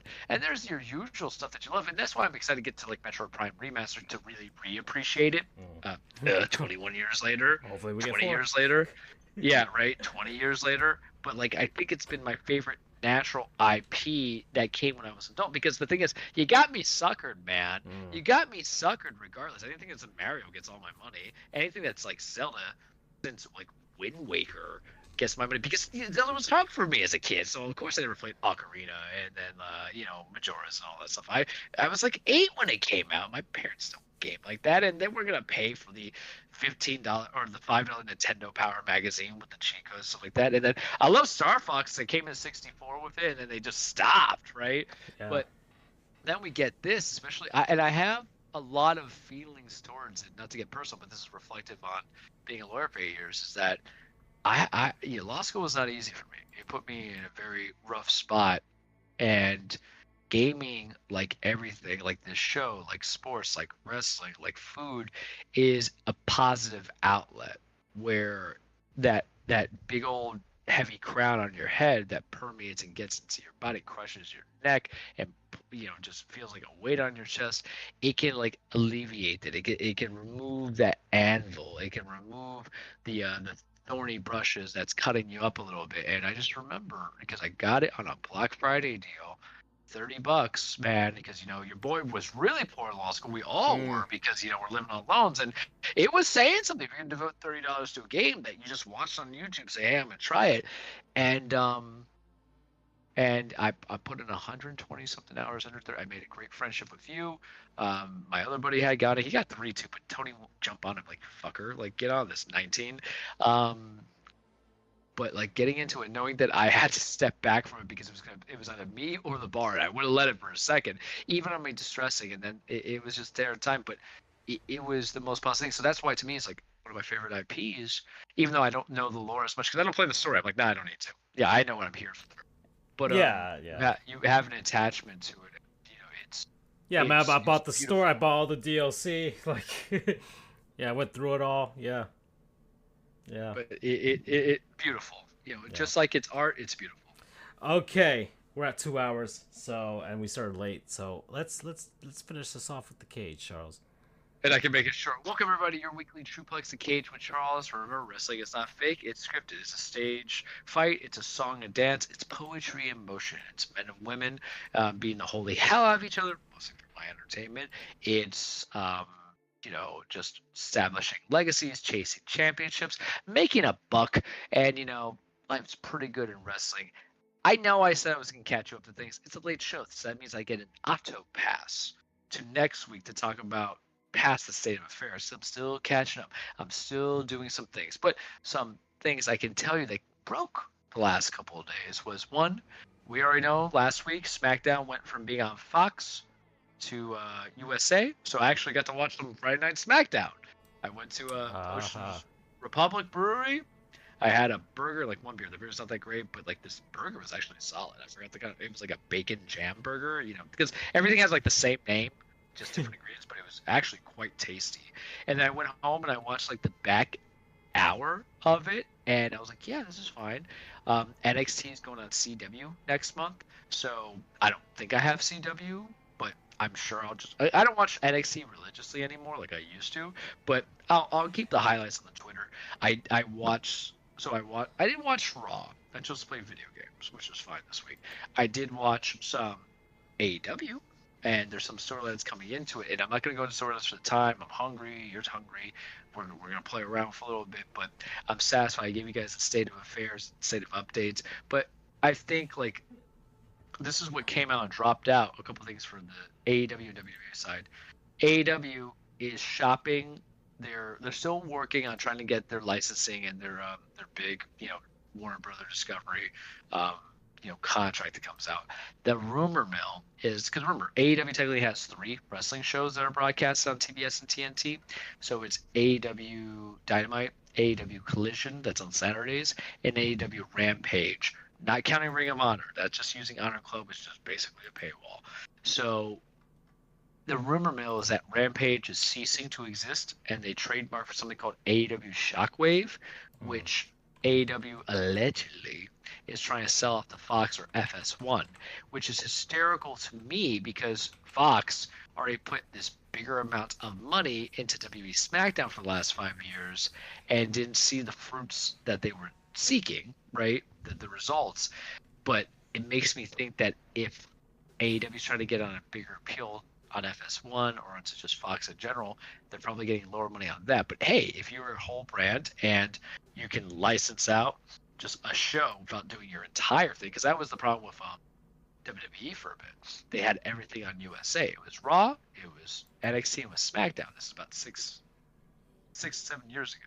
And so like you're getting the shows, sure, but you're not being able to create a self-placed bidding war. It's like, who wants to take Francisco to the prom, right? Like that's the mentality. If everybody was lining up, then you got to So pick it out. I'm looking at. I'm just putting this on the screen here. Yeah. Basically, one source indicated this past week that AEW would not be continued, and that AEW's new third show, likely called Shockwave, and would be the show being shopped around to Fox and likely others. John Oren noted that AEW is pitching another package, primarily to broadcast channels. That would mean networks which would be ABC, CBS, NBC, Fox, Telemundo, Univision, CW, or Ion. Well, Univision is not a bad idea because, Latinos, I guess if I can say that, do love their wrestling. When it's not CMLL or AAA and everything else. So, I mean, I've never really seen them on any of those channels unless yeah. I think they're on like a different, but like, listen, in the very limited capacity of me ever watching Telemundo or Univision was for the soap operas. It was for the telenovelas. I mean, the wrestling weird, is like a soap opera. Wrestling is a soap opera. You hear me say it often. So you never know. It's about access, right? And they want that. So if they get this, fine. Because here's the thing. Like, this tribalism that's on the Twitter and everything else, I think it's artificial. I think it's fake. I think, people actually don't care. But you want to see companies grow and develop because competition breeds excellence, unlike what they tell you in the typical American capitalist society. But when it comes to wrestling and basically it's like movies and stuff and shows and characters and merchandise that you're selling, you want to build into it so it makes sure we don't side. Because I've been through the dark days of when I stopped watching wrestling because Vince McMahon had no competition or no creativity. But he's gone. So Hunter's been doing fine. Not the greatest things in sliced bread. But you know what? He's kind of a half a bagel, so I'll take it. You eat it for breakfast, right? And there's times where I like what Tony Khan's doing. There's times where I'm like, why? And I think he's going to suffer the same thing that kind of Vince suffered a little bit, which is having an overly bloated roster and not having to partition team time. And I did this when I think I first started talking about the cage. To me, if I was a wrestler, the most important thing isn't like championships and stuff like that. Sure, I guess if it means something, but it's kind of staged and scripted, right? Unless it's such a last minute thing or take an injury. It's about television time, right? That's really where you're getting your brand out and exposure. As opposed, like YouTube and social media clips help out, but imagine being on TNT, CBS, well-known stations, USA, well-known station Fox, right? And you get 10 minutes matches per week. You get a 2-minute promo to talk about it. It's an identifier, right? It feels like a modeling freelance agency. When does this guy or gal kind of strike you? Oh, hey, I got to talk to you. If you're at the bar and you're hoping you're not last call with somebody you shouldn't be around with, but you want to see somebody of interest, and you go, hi, how you doing? Can I buy you some nachos? Never buy anybody's drinks. That's weird. Everybody's going to buy something to drink. No one's going to buy anybody nachos. I'm going to impart that wisdom to my nephew when he's 21. Because you know what? We're always hungry. I'm always hungry. So that's the logic I would kind of build it. But I think it could be of interest. You want them to thrive. And I've enjoyed snippets. But here's the thing. I don't love everything in totality that WWE does. You definitely know this. I don't love everything that AEW does. So I just kind of I just piecemeal it a little bit. And then I'm happy. But that's one of the things they're doing the deal. And then going to WWE's deal, which could be a problem, but could also be a benefit because we can talk about bloated rosters and you need time. So right now, Raw, starting in October, is not going to be 3 hours anymore in USA. It's only going to become 2 hours, which is concerning if there's too much commercials, because then I'm really if I'm just getting an hour of commercials, right? When you think about it. But the reason why I do is just shortening it a little bit, because when it goes to Netflix, it's going to go back to 3 hours, which commercials, but Netflix can tailor their own commercials. Charles, what do you mean Netflix can get commercials? They want your money, guys. But they realize that you guys don't want to pay, so you pirate or you steal stuff. So they realize the Quaker oatmeal, is going to pay them whatever. The Valvoline, oil change, the Velva cheese, Velveeta cheese, Head and Shoulders, the deodorant people, because use a bar of soap, right? They're going to put advertisements, so that's how, Netflix can get that supplemental revenue problem. The same thing when they do Netflix games, to a degree. So it's a big conglomerate, essentially. So, yeah, and I don't hate commercials because we grew up in the 90s. So, to me, commercials I got to go bathroom break. And that's it. And what do you guys were doing anyway during commercials? When you don't have Netflix, you just put it on pause and you go to the restroom. Wrestling is – I hate actually picture-in-picture in wrestling because it minimizes the screen. So really I just want you to give me the commercial. But I think Netflix will stagger it. But they don't go back to 3 hours. And then SmackDown, which is already starting, you want to say this, a 2-hour show, they say starting January, it's going to convert into a 3-hour show, which I think is a benefit because right now they have a very loaded roster. So that's how you keep people healthy and happy. And I do think that TKO, which is the UFC people, have an idea that they could probably market more money on a 3-hour show, multiple 3-hour shows, because NXT is only going to be 2 hours on CW. But they can market more money because the thing is, TKO, they don't have a weekly show, right? I don't know if they still do the Ultimate Fighter. Maybe that's a TKO subsidiary to do from there. So this is probably just bringing them additional finances.